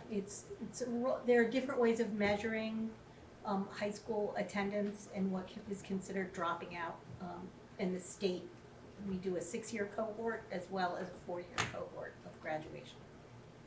So we will get that data. It's given to us I don't know. Dan, do you remember when we get it? I don't. I know that part of the measure is, if a student drops out and then re-enrolls, it's still considered a dropout for us, even though they re-enroll. So it's come down to a pretty funky number. So, but I'm not sure when that number comes out. It's part of our annual snapshot data information, so it is the 2020 is, I think, on there now. So I can share that with you after the meeting. they usually reported by December, but they delayed it and reported it a year and a half later this year. So we just got the 1920 data. And yes. Yeah, and as you scroll down, these are the three main goals. We also had to identify what each of our schools was going to do to address what they call equity supports. This is based on really old data. The last data they collected was 1819, and those were the categories where each school was identified as having equity gaps. We don't track those students specifically in terms of those subgroups. We want to make sure we are elevating instruction and achievement for all students. So we want to be able to address overall improving high quality instruction for all our students, and then really improving our intervention systems so that we are supporting kids. But I just wanted to make sure that you understood that first column where it says Franklin, Highgate. Those were just the categories that we were identified as having gaps, but it's based on 2018-19 data. They don't have data after that. And then the final is how we are going to evaluate this whole process. Like I said, it's going to be very similar to the way we did the recovery plan. We will be having a district level continuous improvement team. They will meet bi-monthly. Each school will measure effectiveness of practice, and they're constantly looking at their own data and making shifts in their strategies. We will be reflecting and looking at data continuously, and then we will be sharing with the board our goals as we are making progress, and then we will be revising it during the year and resubmitting to the agency. So that is our plan for next year. All right. Thanks, Kosha. I think in the interest of time, and because we'll have this on another agenda shortly, I'd say take the time to read through this document carefully, and any questions, comments, send them on to Julie and Kosha, and Dawn has a question. And Dawn has a question now, and then we'll continue the conversation later as well. Go ahead, Dawn. You're on mute, Dawn.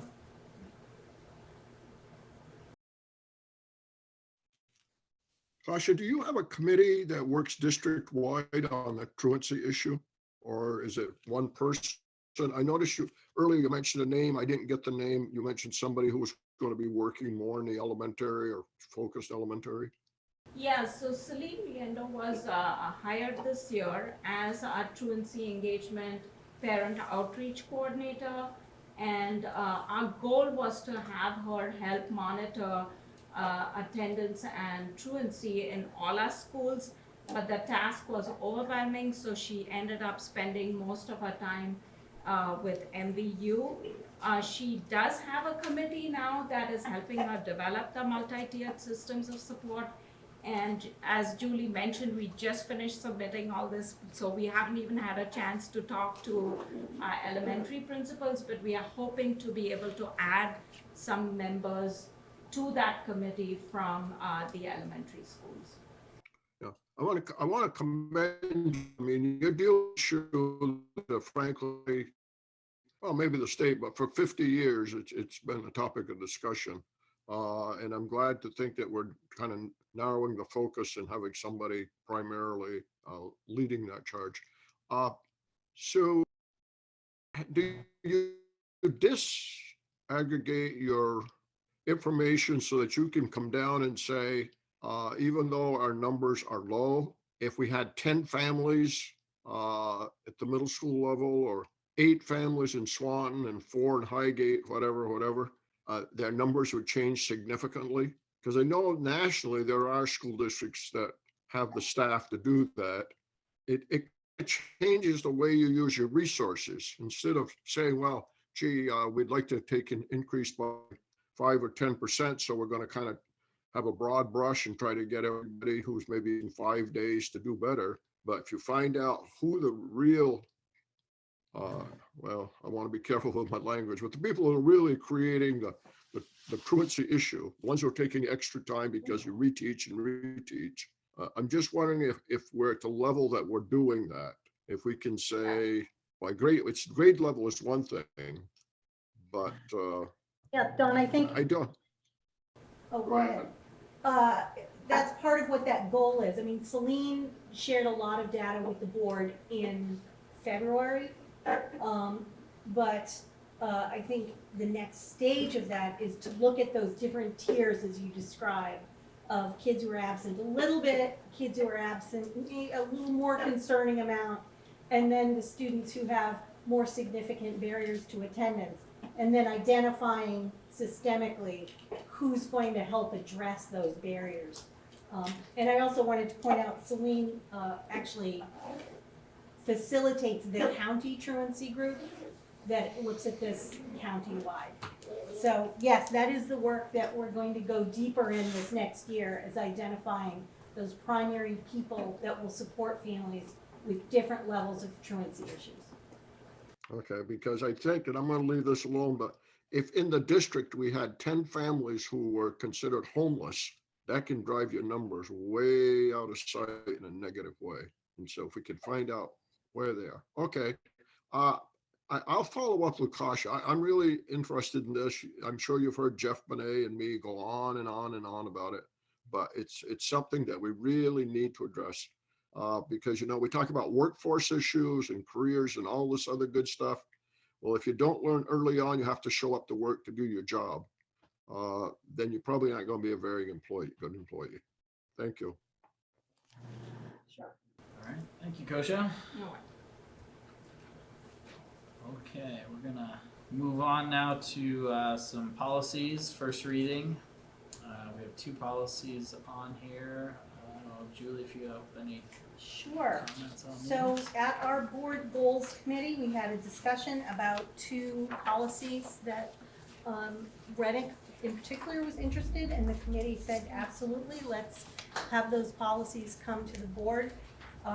Both of them had to be modified quite a bit because they had a lot to do with the first one on adoption of policies really was written for a supervisory union, so it was a lot about what the role of the SU versus the local districts were. But I modified that so that it met our process as a single district board. And it really speaks to, so the only parts I took out were about the difference between an SU board and a member district. But it gets to the difference between policy and procedure, and the fact that we solicit comment, and that we adopt policies and that they are put on our website. And this is a model policy from the Vermont School Board Association. What I will do with these 2 is I will put them up for comment, with the ability to comment on them for the general public, and send those to the board as well and administration. And we'll be looking to get these on an agenda likely in August, not in the July retreat meeting. The second one, which was actually interesting because it had been examined by the attorneys for the Vermont School Board Association a few years ago, but you can tell they're not educators because they had the old standards in there. And they had, you know, all schools will be prepared by 2005 to have a local assessment. You know, they seem to have messed that part. And there was no, it was written at a time when many schools did not have curriculum directors. So we changed it to match what we do and how we interact with the new education quality standards. It was referencing the old quality standards as well. So it's actually, I ran it past Kosha, and I will get comment from administrators and board members as well.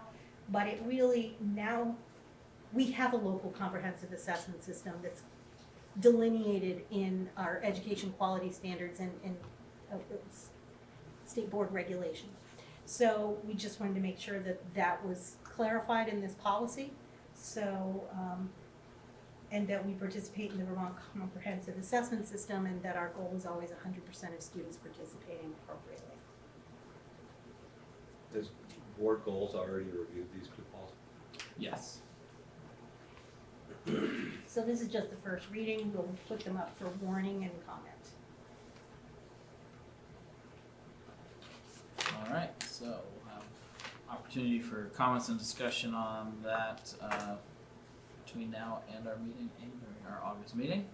So we'll move along to old business. We are now on the financial report. We've seen, I think, 3 or 4 of these in the last few meetings, so I'm not gonna take a lot of time, but this is technically the last financial report you'll see before the end of the year. That's not to say that, end of the fiscal year, that's not to say that there's not business still happening. We're allowed a little bit longer because of COVID to close out our books, and so that could take anywhere up to probably 60 days this year. I'm hoping will be primarily done by the end of July, but those on the finance committee, that means you will see some stragglers coming through as we close our books. So you'll be seeing vouchers coming for the new year to approve fiscal year 23 stuff, but then you'll also see, and I'll always let you know, these are bills and payments still being made to close out last year. But overall, we did underexpend the budget by about $1 million. Most of that, even taking into account the capital projects and things that were approved to take down some of that surplus. But most of that was created, we know, from utilizing ESSER dollars to kind of supplement this budget as we could for things like tutoring and technology and supplies and PPE equipment and things like that. Overall revenues were lower than what we had anticipated by about $588,000. Most of that is because of special ed intensive reimbursement being less significant than what we had anticipated. And a lot of that is not because of need, but because special ed costs or supplies, contracted services and positions were unable to be filled. It's not that the need was not there, but what we could provide and how we provided it might have been different. I will say that going into next year, we're going to keep a close eye on that. And it's something we talk about regularly about what services will we be able to provide, what's the plan going to be, and how will we fund those as we deal with still staffing issues and supply issues. So still projecting a carryover of about $350,000. It is down a little bit from last month, but still in the ballpark of where we thought we would be.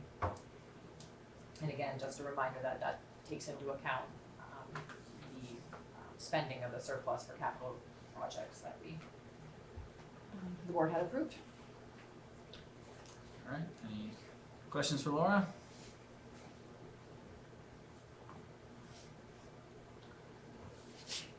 See it. All right, thanks, Laura. And now we move to the ESSER financials. This is just more for your information. I will post this to the website also under kind of our COVID page. It is in the shared drive as well, but it's basically a breakdown of even the small grants all the way up to our ESSER 1, ESSER 2, and ARP ESSER or ESSER 3 grants. And this basically breaks down the revenue and the spending for fiscal year 20, 21, and 22, and then what we anticipate having as a balance going into fiscal year 23. So as you can see, I'm just going to highlight the ESSERs because those are kind of the big dollars, but ESSER 1 was basically spent about coming into fiscal year 22. That has been completely spent by the end of 22. ESSER 2, we have spent about $2.1 million out of ESSER 2 so far, or we will have by the end of this fiscal year. We'll have about 1.3 million, almost 1.4 million left going into fiscal year 23. And then we have ARP ESSER, which is at the bottom there, and some ARP IDIA B and ARP IDIA B pre-K money carrying forward into fiscal year 23. About $100,000 worth of ARP IDIA B, and then the full balance of ESSER 3 or ARP ESSER, which is about 7.9 million, which is what our stakeholder engagement and our planning that we've shared with you is around, is that ARP ESSER. I'll continue to update this. I just like having it all in one spot. There's also backup for this. So all the reports from our financial management system that give a little bit more detail by function and object are in the drive as well.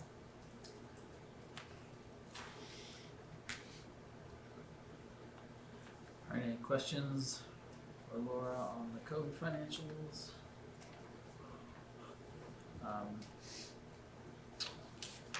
What's the timeline for getting the feedback from input from the community on that ESSER 3 component? I would say it's never over. So every time we make a change, we're required to update our document. So really, until those dollars are gone, we will be doing that. Okay. Obviously, we had to report very early on when we submitted our plan that what we had done to date, and how we had done that based on different categories. But I think I've updated it 2 or 3 times on new things that we do. For instance, this meeting and me sharing that information technically should be added to the. We went to Swanton Enhancement, Terry and I went to Swanton, and Kosha went to Swanton Enhancement and shared an overview there. I think as we, as you said, make changes and adjustments, we've been sharing things out at PTO, in any opportunity we have. Obviously, before I think we did a capital project with the funds or something big like that, we obviously would want to be really purposeful about doing Right. more. Yeah.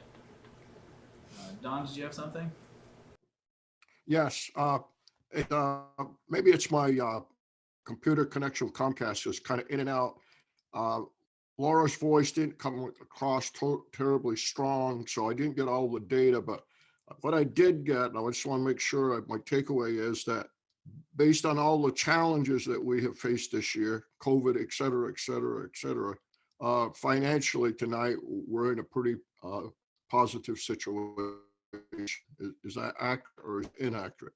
That doesn't mean we're flush, but that we should be able to sleep at night feeling that we came through a challenging year successfully financially. I would say that's probably true, yes.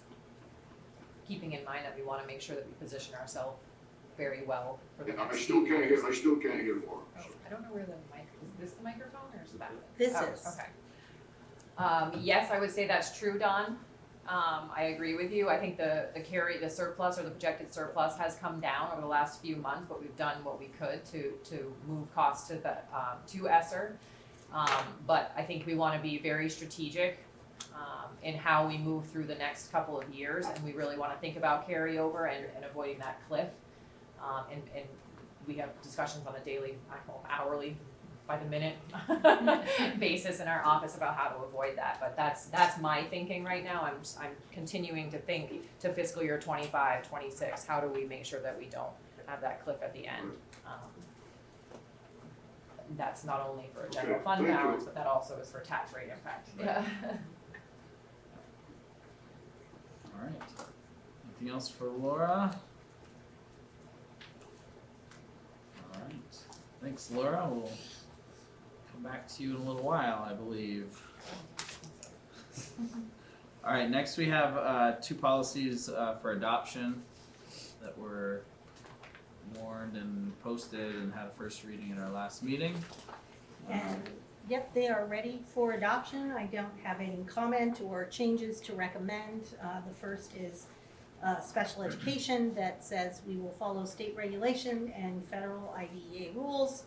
And the second is an 504 and ADA grievance policy, which lists the principals and other parties to contact and what a procedure is if you have a grievance. And again, both of those have been written with input from attorneys and the Office of Civil Rights. So on policy D7, special education, would anyone like to make a motion? I make the motion. What would you like to make a motion? The D7, right? Policy D7? To accept to- it. First, second. Or adopt. Adopt. Okay, so Toby's made a motion to adopt D7 special education policy. Is there a second? Joanne's the second. All right, any discussion on that one? Did the committee make any changes to this? We did not. This was a required policy. That's, yeah. As Julie said, it says we're going to follow the law, essentially. I think all our policies. This is the summary. Yeah, so do I. Follow the law with not much leeway on no optional components. Any other discussion? All right, all those in favor of adopting policy D7 on special education, say aye. Aye. Those opposed? Rennick, are we able to get a yes or no from you? Is he able to mute and unmute himself? He said yes. Said yes. All right. So motion carries 8-0. All right. Policy C14 on section 504 and ADA grievance. I will make that motion to adopt policy C14.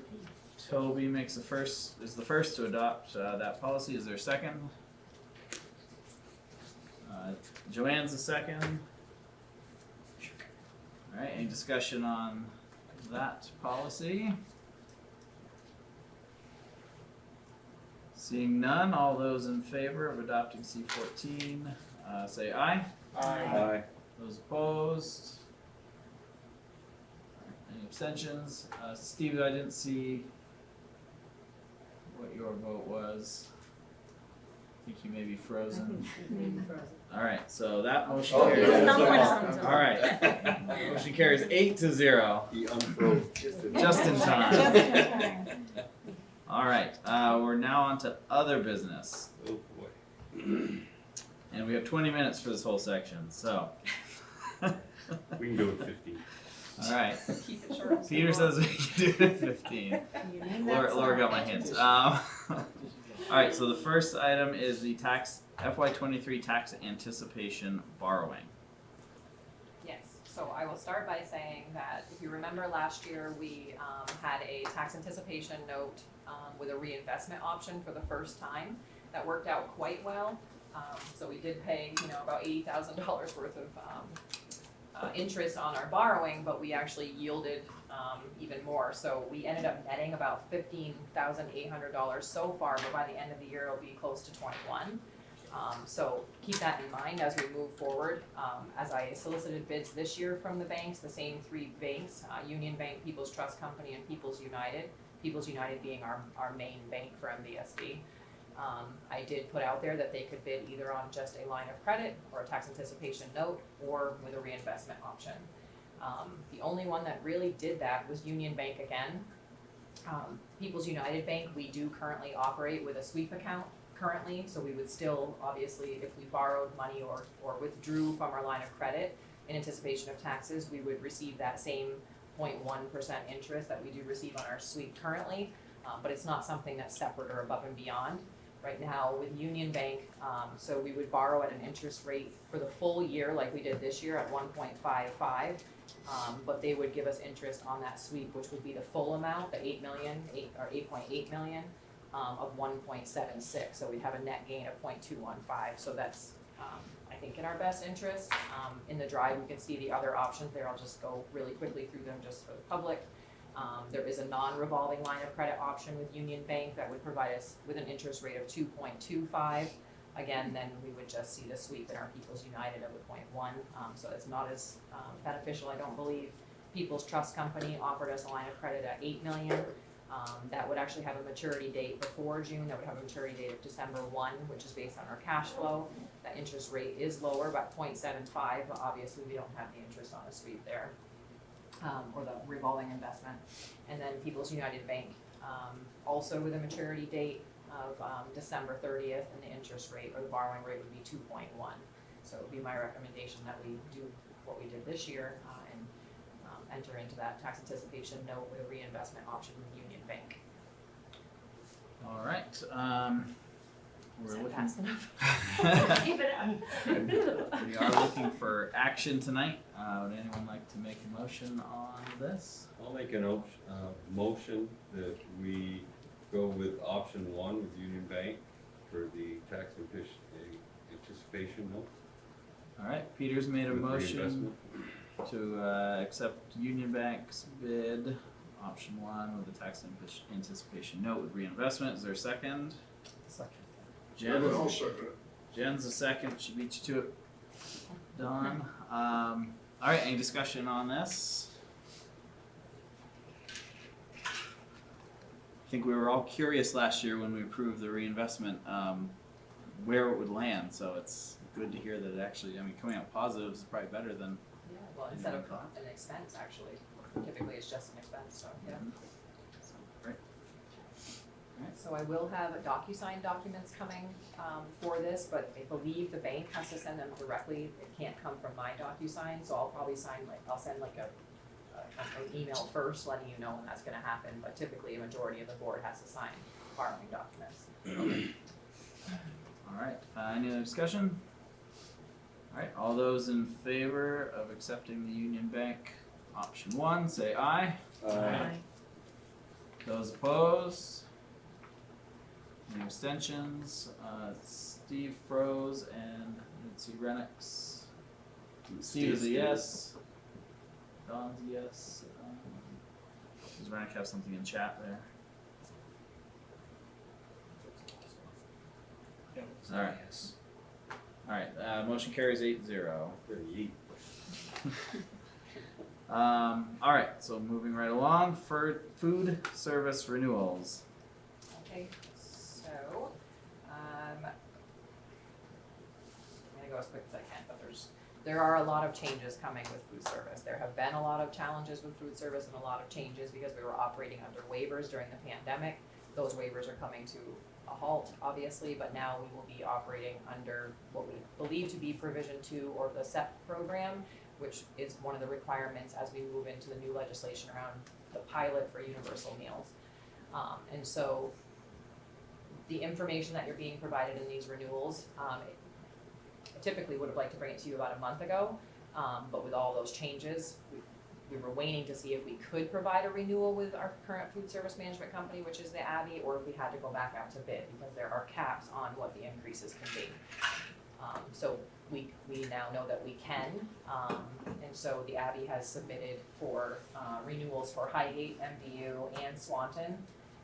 This would be the third of 4 possible renewals. After that, we would have to go back out to bid again. I did provide a spreadsheet in the drive that reflects increases. These are fixed plate prices on breakfast, lunch, snack, a la carte. There's a management fee component to each one of those. Supper program, which is CACSP, the snack, summer breakfast, and summer lunch for each location. But overall, you'll notice an increase of about 6 to 7%. I talked to the Abbey about this, and I don't know if anybody noticed that price of groceries and everything else has gone up significantly, staff and everything, but obviously that's having an impact here. The fixed plate cost was very new when the Abbey gave us our initial contract. We were actually one of the first schools to do that, and it was a requirement by the state, and they did bid low. They've realized that. We've made small adjustments along the way. We did a mid-year adjustment this year because of COVID, but I do feel confident that this is a necessary increase. It's not typical to see 6 or 7%, but I think it's necessary. So I do have renewal documents here that are required by the state with the same information on the back by school. They have to be signed and approved by school. So I would ask that you would consider approving those, but they do have estimated contract values on those. Those are purely budgets at this point. It's based on meals that were served this year. We have no idea what participation will be like next year. If everyone's receiving free meals, we're just not sure how that will sugar out, so they're basing it on this year's numbers. So I wouldn't put a lot of weight into those contract values, more the plate costs. Okay, here. Laura, you don't have to go through each one, but like just say the Swanton Elementary, the fixed price contract. Can you go through those blocks? I just want to understand what each thing is and why some are blank and some are filled in. Oh, okay. Okay. It depends on what we're operating under. It's quite confusing. Well, because we typically operate under the NSLP or the National School Lunch Program for school day. Depending on if you serve a snack in the afternoon or supper in the afternoon, that puts it into a different program. It may be CACFP or it might be summer food service program. So the schools know what we provide in those schools and how we provide them, which dictates what boxes they fill in for the fixed meal price. So like school breakfast program is part of NSLP. That's the first box, 211 for Swanton. And then lunch is under the National School Lunch Program. So they're just acronyms. Am I not answering your question? Is that what you mean? No, so, but then the second line, it has breakfast again. Right. It's a different program though, so it depends. Food service is a lot of fun. They're all separate programs through the federal government, and then the state is managing them. So it depends on what kind of offerings and what your population is and what your free and reduced price percentage is and all of that as to what we operate under, if that makes sense. So we will not have all of those boxes filled in. They do it because they might provide those for another school, so they're all on their sheet. But they have filled in the ones that we participate in that school. And I can tell you that we basically we do everything we can to use every program that is available to feed kids as many meals as we possibly can and get the highest reimbursement rate that we can. Including breakfast, lunch, dinner, snack, and fresh fruit and vegetable program. So in this case, the estimated total contract value for Swan is $338,413.92. Yes, and the breakdown is on maybe I didn't copy it double-sided, that might be, yes, did I? Well, I regurgitated it for you, but it's also on the back of the renewals, but yeah. Oh. Yeah. What you don't have here is the math to get you there. I was just giving the amounts. When I scanned it, I may not have included the back, Peter, but basically it looks at each one of those, the reimbursement rate and the number of meals that they serve in that school, and it gives you that 338,000. So we have some pretty big, well, we have surpluses in these programs for at least a couple of the schools. Are we able to use those surpluses to bring down the per meal cost for next year? Has to be used for health, wellness, and improving your program and things like equipment or education, or you cannot subsidize your program with that because I don't know if that will change under the provision 2 or the rules for that will not be out until August. We checked as soon as this morning, again, with the child nutrition program, and so we're not exactly sure how that's all gonna work out, but I don't believe that will be something that changes. Don't those surpluses come from setting these prices higher than what the actual ends up being? Yep. So if we were to set these slightly lower than what this math says, once we whittle down our surplus?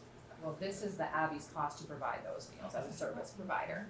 What completely separate from what Would be the, our pricing, yeah. so we can figure that out when we do our pricing then. You mean your paid meal Theoretically. price? Yeah. We are no longer required to set one for next year because it's the pilot of a free universal meals. We don't even know what those reimbursement rates are going to be yet.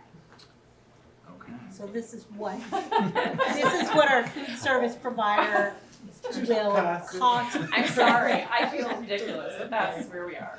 This is, I'm very confident that the Abbey is providing us with a rate to provide these meals at the most economical rate that they possibly can to provide what we want to provide. For quality. Yes, and options and staffing and the timeliness of kids moving through a food service line, like all of those things are things that we get to decide and they come into play here with pricing. So when you see one price of a breakfast being different in one elementary school versus another, that's why, because one may have a salad bar and the other one chose not to. One has double the kids, they need double the staff, like there's all those things come into play. One last question. The management fee, and I'm pretty sure you told us last year, but I don't remember. Why is Highgate 3 times as much as the other two? We did ask that. We did. A lot of it has to do with the size of the program. Highgate was a newer program for them. They were the last one of our schools to well, at that time, they were the first one to move into a fixed plate cost also versus a cost reimbursable amount. But basically, there's a limit on what that can be, and I can get more clarification, but when I've asked the question before, it has much to do with the efforts into managing it, the size of the program, the participation, trying to get participation up, changing a program. We're paying more management fee for Highgate than the other two, which are much. Just for the management fee, you mean? Is it Yeah. because we're dividing it amongst fewer meals? No, okay, that was It my, has to do with what they feel it takes them administratively to provide the program the way that we want to provide it. But I can ask them for a really specific breakdown of that if you want. That was the reason they gave me before, was because Highgate was our first fixed price cost. And it was, we had a lot of things we were trying to figure out with that program. I can tell you they're below the limits that they set for other schools, and they're below what they're required to pay, or below what the threshold is. Alright, would anyone like to make a motion on these? Do we need to do them separately or all together? Do you have a If you can do them preference? separate, it probably would be better. Alright, so let's start with Swanton Elementary. I'll make a motion to accept the school food service management contract renewal 2022-2023 for Swanton. Alright, Toby is the first to accept the Swanton food service management contract. Is there a second? I'll second it. Peter's the second. Any discussion? Seeing none, all those in favor, say aye. Aye. Those opposed? And Steve and Rennick, you guys always, Steve, you seem to freeze up at vote time, Steve's a thumbs up. Rennick, so yes, motion carries 8-0. Alright, well, next, I'll make a motion MVU. to accept the school food management contract renewal 2022-2023 for Missisquoi Valley Union High School. Alright, Toby's the first to accept the MVU contract. I'll second. Peter's the second. Any discussion? Those in favor say aye. Aye. Yes, Rennick. And Steve? Alright, motion carries 8-0. And Highgate? I'll make a motion to accept the school food service management contract renewal 2022-2023 for Highgate Elementary School. Alright, Toby's the first. Is there a second? Joanne's the second. Any discussion on Highgate? Steve's way ahead this time. All those in favor say aye. Aye. Those opposed? Alright, motion carries 8-0. Great, thank you, Laura. And then we have our FY22 delinquent student meals account payoff consideration. So typically at this time of year, I bring to you balances that are delinquent on student accounts. This year they are for, well, usually it's for 6th graders moving to MVU, and we've kind of had the philosophy that we don't let those delinquent accounts follow them into a new school. And then 12th graders, obviously, we've exhausted the options and they're no longer here. I will tell you that right now the balance for all of our schools is $1,110.05. About 3 or 4 weeks ago, just MVU alone was over 3,000. So we did a lot of great work to collect on those, and I really appreciate the support of the schools and the staff inside that tried to help us with that. Many of these are older balances that have carried through high school. Everything was free, as well, not everything. One reimbursable meal was free for every student the last year, but that doesn't mean a la carte items or some extra meals or things like that can add to those, but primarily this is older balances that have carried them up through their beginning of their experience at MVU or at the elementary school that we just didn't get to collect on. There is a meal charge procedure. I did start to edit it again today because I noticed that it's actually not on our website, but as I was looking through it, it's fine for what we did this current year. We followed this procedure, but moving into the new provision 2 or the community eligibility provision that we have to move into, this will have to be completely redone. So once we have those rules, then we can work on that. Okay. The new one for next year. That's the amount. It's in the drive as well. Alright, so is there a motion to pay the delinquent balances from student meals accounts of a total of $1,110.05 from the general fund? Anyone like to make that motion? Joanne has made the motion.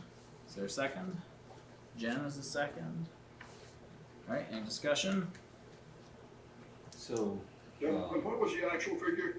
$1,110.05. Thank you. I was glad to hear Laura say that it just got whittled down considerably because my concern was that people wouldn't pay it knowing that we might do it for them. So I'm more lenient to doing it, seeing that we've worked very hard to get as much as we could. So I appreciate that effort. How does this compare to some of the prior numbers? Strikes me as a little lower. A little lower, yeah, yeah. I will say we've had new staff that handle this inside the buildings for the most part, just the general letters and food service in general. So we're getting them up to, sending those reminders about sending the letters home. But the Abbey is also really good about it too in their food service management schools. But it also, everyone's eating for free. So. If I had to guess, these are families that probably really would be helped by this too. It's, okay. All right, any other discussion? All right, motions to pay these funds from the general fund, pay these accounts from the general fund. All those in favor say aye. Aye. Those opposed? Rennick, I don't think I have your vote. Still a lot of yeses on it. Keep track of them. All right. Motion carries 7-0. All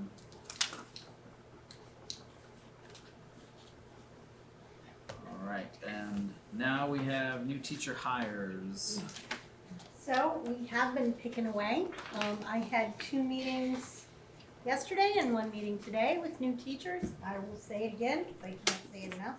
One of the best parts of the job is to meet with people who are very excited to have their first teaching job, and they have a lot to bring to our schools, and it's just nice to be able to say congratulations on your first real job. And I always ask people what they're worried about as well as what they're excited about. They're always more excited than they are worried, which is great. So right now I have for you Samantha Marcotte, who will be a classroom teacher at Swanton. I have Maya Petrie, who will also be a classroom teacher in Swanton. And I have Mairead Mickey, who will be an English teacher in 7th grade at MVU. I met her today. She was delightful, as they all were. So I would look for a motion to approve those contracts as recommended by the superintendent. All right. Would anyone like to make that motion?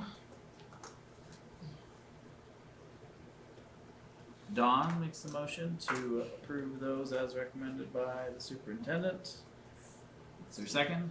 Steve is the second. All right, got the guys online. All right. Any discussion on those? Seeing none, all those in favor say aye. Aye. Aye. Those opposed? Steve, didn't see yours again. Don't think I can say it. Yeah, there it is. Thumbs up. Thumbs up. Yeah. I didn't see one from Rennick. No. Motion carries 6-0.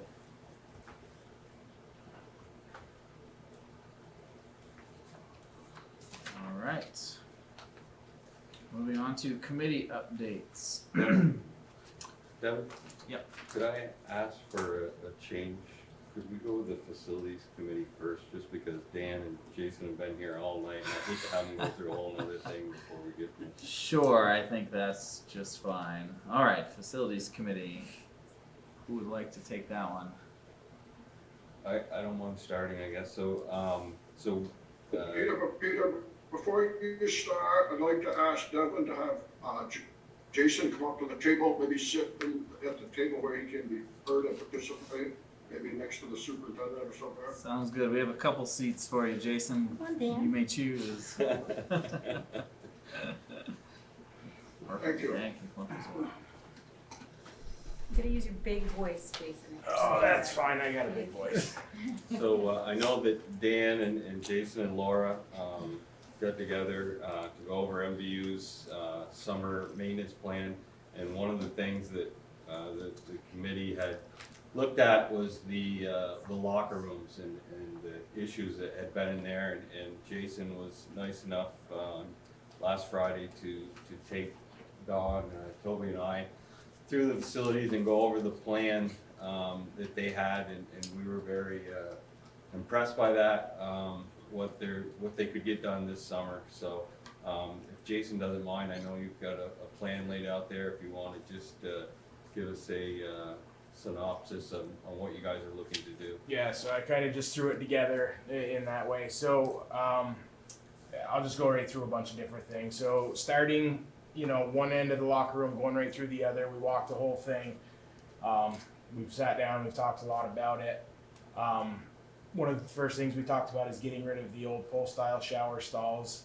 So my guys will remove the post-style shower stalls, shower heads. We'll turn those shower stalls into dry storage, dry gym storage. We'll do that in both the boys and the girls' locker rooms. We're looking to reconfigure some of the office spaces in each of the locker rooms. Some of the office spaces now will turn into coach's prep room. Those will each have their own full private bathroom. This will get us where we want to be so that each of the two locker rooms will have working toilet, working shower, toilet sink with working shower is ultimately the end goal for that. So we'll have that in each, updating fixtures as we need to. Many of the fixtures are in perfect condition. Some of the shower pans will need some updating, but we'll be taking care of that. Converting classroom F1 into office space and gym storage. Converting half of the double wide that we have out that used to be the dental clinic. We're gonna reallocate some of the district storage paperwork, some of the blueprints in there. That will become sports storage for many. We have, bicycles that many different programs from gym to Crossroads use. So we'll reallocate that area to take care of a lot of the larger equipment that we just don't really have a good spot to put some of that stuff that's really bulky and takes up all that room. Some of that'll be bike storage, skis, archery targets, and football equipment. Next, obviously, top to bottom, painting both the locker rooms. Fresh coat of paint, get everything, just looking good. Many of the ceilings need to be redone, so we're looking at new ceilings, new ceiling tiles. The back half of the boys' locker room, which leads to the weight room, that is currently it's a sheetrock ceiling. It's in a state of disrepair, needs to come down. So we're looking at pulling that whole piece of sheetrock ceiling down, redoing that with drop ceiling, all new lighting throughout the entire, which we actually currently have on hand. So that's going to be a pretty easy configuration. We're still talking about how we want to reconfigure the booster booth with the weight room. Part of being inside the weight room, we currently have the physical trainer in the weight room. So as you walk into the boys' locker room, there's a second exterior door, so you don't have to use the boys' locker room. We're gonna transition that particular office into the physical trainer's office. That will double as a ref room. So now as the basketball refs and different sports refs need their own space, they'll have that again inside of that ref room / PT room. Full bathroom, toilet, sink, working shower, kind of takes care of that particular piece there. Some of the other issues one of the other bigger issues that people have complained about is the mustiness, the smell, the odors in there. We will be troubleshooting all rooftop units, all exhaust fans, getting every one of those operational, and then I'm still in the process of we have a larger unit, air handler number 2, which has been down for a little while. We're in the process right now. We kind of put it off hold till after graduation. We didn't want to tear down ceilings with graduation being right there. So we're next week we're jumping into AHU 2. But there are currently 7 rooftop units between the boys and the girls bathroom, that all need to be looked at on our DDC system and find out what needs to happen with those to make sure that they're all running. That will increase our airflow dramatically. Getting a lot of the storage out of there that we have already has already increased, you know, the just getting the smell out of there, you know, honestly. So, you know, unfortunately, with storage being what it is, it's taken up a lot of room. So between, you know, F1, the 2 storage stalls, the 2 shower stalls turning into dry storage, the trailer, we're really hoping that we can minimize any storage that was currently in any of those office spaces, any of those ref rooms, any of the 2 coaches' rooms. Shelving, proper shelving, everything we need to make those basically out of mind, out of sight, and stored the way they should be.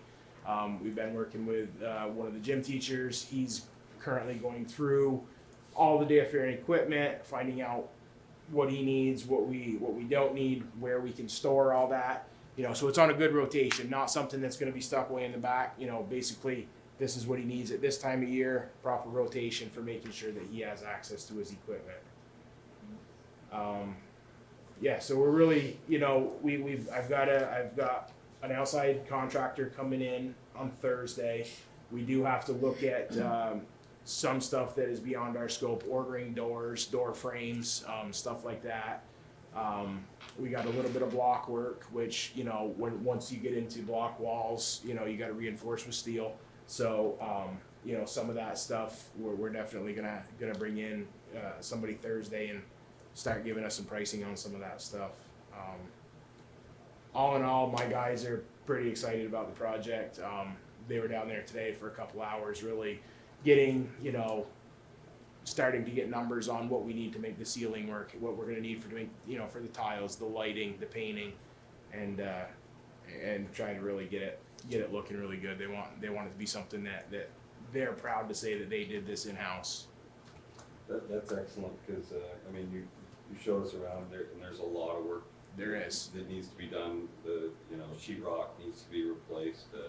There's ventilation, there's vents that are dented and smashed in, and it's like you said, you know, if you want this to be a showplace, whatever, it's those kind of things that, you know, and then not expensive, but just need to be, you know, paid attention to. There's a lot of stuff in that weight room. I was really happy when you said that you're gonna bring somebody in, or somebody is, to look at the weight equipment and say, you know, because there's a lot of stuff there. What do you need for space to have this? You know, how many people can work out on this at a time? So, and be able to spread it out in the room. I know we talked about, Toby had an idea of moving the booster thing, and I talked to Dan a little bit about it as well. It was just an idea to put it up at F1. Sounds like there might be some complications to that, and it was just an idea. I don't know if you want to talk about it. No, I just threw it out there as a possible idea, but it's not gonna make or break me. I just thought it would be a neat spot, because you could maybe incorporate it for band concerts and theater too, rather than in the gym. So I thought it could be more of a multi-purpose spot, but if it doesn't work physically, Well, we just definitely want to run it through, you guys first before we. just I just think the overall background for some board members, especially the both girls and boys locker rooms, right? Well, yeah, there's still girls and boys locker rooms right now, are not usable really at all. So the goal is to get them back usable for students and staff. Just one of my comments, because I like how you say, you know, well, your guys or your team is excited about what, you know, they can see happen. So if you could take maybe before and after pictures, you may not want to see the before pictures. Definitely. We already have. Okay, so, awesome. We want to be proud. Yeah, no, definitely. So, as did they. So yeah, no, we've actually gone through and taken quite a few already, and I'll try to take some progress pics as we get through it for sure. Don. Evan? Yes, go ahead, Don. Yes, I know that Toby and Peter and I, had plenty of time to kind of do this and absorb it, but I would like to assure the other board members that, based on my experience of doing, I don't even want to guess how many building walkthroughs over the years for renovations, both as an administrator and a consultant, I was very impressed with Jason. Very impressed, very thorough. We've asked a lot of questions, through a few curves. He was right on. All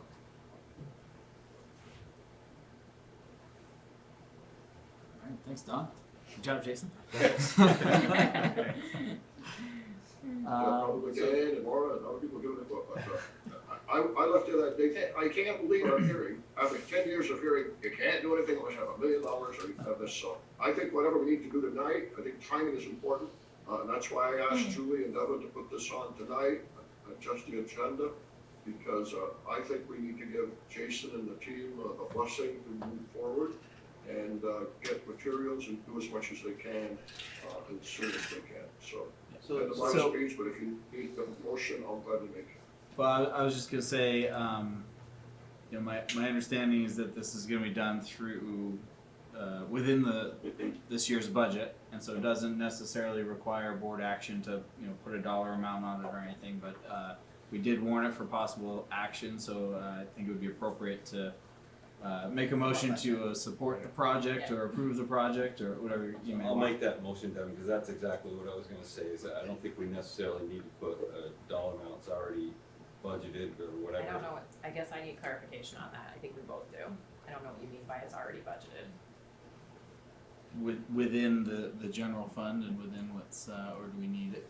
Jason has a operational budget that was handed to him from Paul. But there are lots of projects that have already been approved that are eating away at that line, those capital lines that have already been approved by the board for next year. You and I have not had time to develop a full budget for this, Right. so that I feel confident saying that there is money in, we don't know what this is gonna cost yet, so that makes me a little bit uncomfortable. I talked with Julie a bit today, just a reminder that there are a lot of things hitting next year's budget, capital projects being one of them, and I'm not saying this is gonna, I'm not trying to say, I just would like a little more time to feel comfortable, because we approved a 6% increase in salaries instead of 5% for next year. We have life insurance, we have other benefits that we negotiated for our teachers, we have $900,000 worth of capital projects that have been approved. There's a lot of stuff already allocated out of next year, so approving something without a budget just. So, right, so I guess, can we support this project without, how would you like to word that, Peter? Any thoughts? So, make a motion that we support the plan that the team, Jason and Dan and Laura, provided to us with, we support it going forward with the anticipation if finances will allow.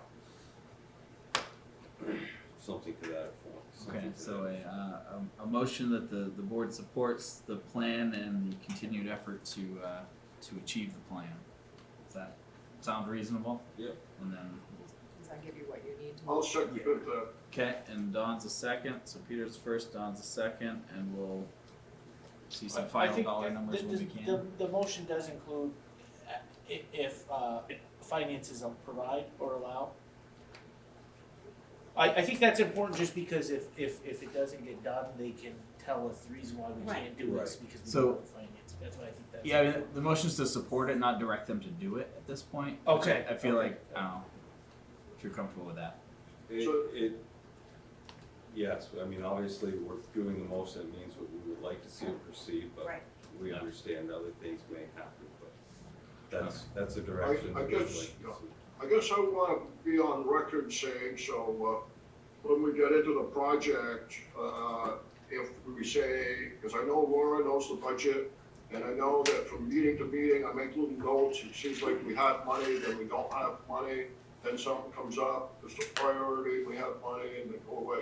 That I, for one board member, if Jason comes back and comes back and says, hey, we're almost there, but we need X number of $1,000. I will make that motion and ask the board to go one way or the other, but be on the record. This project is dragged on way too long. Jason, for the first time, we've had somebody step up. He's not gonna waste money. And if it makes our budget a little squeaky tight, well, it'll make it a little tight. But this needs to be a priority. Thank you. All right, thanks, Don. So, I anticipate we'll have a more strongly worded motion in the future when we get some dollars. Once those are known, we'll have that for consideration. So for now, we have a motion, really to support this plan. Any further discussion? Joanne? So I guess, what is roughly the time frame for this project? We'd like to have the locker rooms open for sports this fall. Okay, so then is it reasonable to say that we should have a rough estimate on the cost? I know we're trying to keep our July meeting as small and minimal as possible, but I think this is kind of important, being that it's a summer project. It's up to you. We may be able to have an update. We just don't wanna say, we're committing X dollars Sure. because we don't I have a understand. budget yet. Yep. If it is something that we can manage within our budget and we're already managing this budget very tightly with all of our different grants and applying those. But if there is we anticipate we should be able to do it. It's just difficult to make a promise. It's not how we operate, right? So I don't even know that you will need another motion because if the funding is there, we have your authority to move forward with this project. I can provide an update on how well it's going in July. Yeah. Perfect, thank you. That's where we, yep. Okay. The other just thing I wanted to add, everything we do is driven by our students, or should be in theory, and it's been leaked out because my daughter is going to be a senior here, and she was actually excited about the opportunity to maybe have a locker room. So somehow it's snuck out, and the kids are excited about it too, the possibility of it. All right, any other discussion? Okay, those in favor of supporting the locker room renovation plan, say aye. Aye. Those opposed?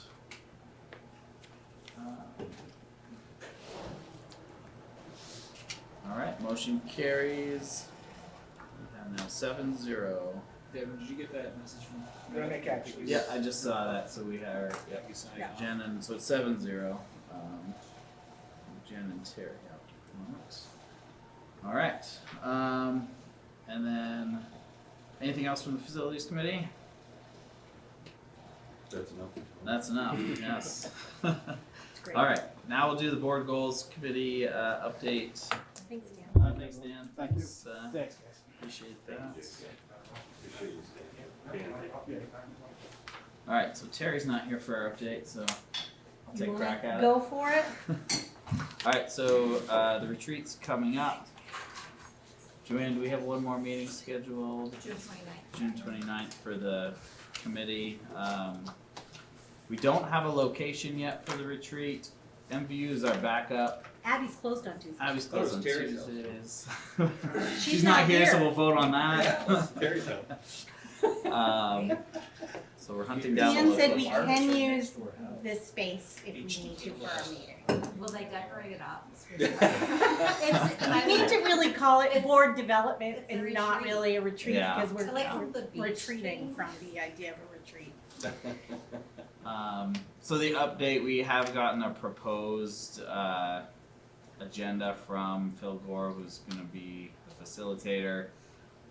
I've read it a couple times. I haven't responded yet. I'm still trying to take some of the kind of general topics and figure out what are we really talking about during that period. So Yeah. I don't know if you have any thoughts or comments on that, but Well, the first one, he told me he kind of lost some of his notes from the conversation, so I reminded him, that we do want to talk about strategic planning, but we really want to talk about what's going well, how the board, you know, what level of information the board wants to get, what kind of reports through the year the board wants to get, maybe do a calendar so that we know how we're doing on our goals, instead of cramming them all into the, you know, June, which some of that is because that's when the data comes due, right? But we want to make sure that we have a calendar. We want to talk about board governance and how people feel things are going. And then we did want to talk potentially about what a strategic planning process might look like, rather than just we set goals and then we're not really sure how we're going to measure them. You know, it would be nice to have a more formal plan, but that takes a while. So I think he may want to meet with you all again, or maybe we could get him to attend the committee meeting on the 29th, to talk through it with a little more specificity. And I do think no matter what, Joanne had a great activity last year where we sat together and ate and people asked each other kind of questions, things like that. I have some little cards, pictures that we could use to facilitate something like that. So it'd be good to, no matter where we end up, and it'd be nice to do some getting to know each other things like we did last time too. So yeah, thanks, Julie. That's my recap. Julie did the update for us. I'm sorry. All right. So that's where we are with that.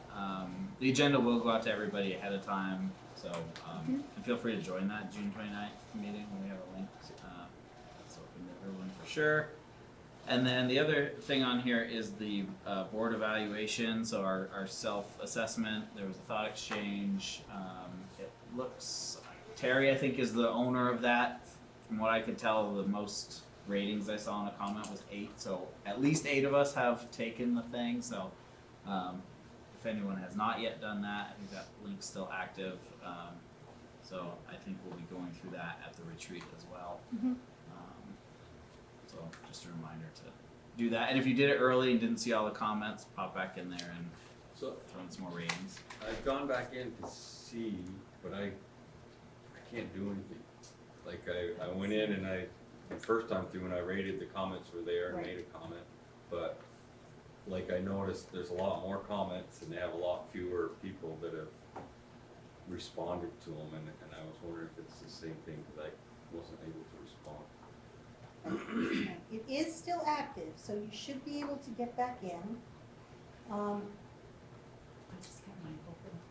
One of the things that I would suggest is if it makes you take the survey questions again. Yeah. Just check other, and then we will discount the other choice Okay. in your in the overall goal attainment discussion. Okay. And then you should be able to share more thoughts and rate thoughts if you haven't shared. Okay, so just do that. Okay. Yeah. Okay, that's good work. All right. Thank you for that. Julie, you mentioned a place, you're still working on a place. Is that Yes, true? we are.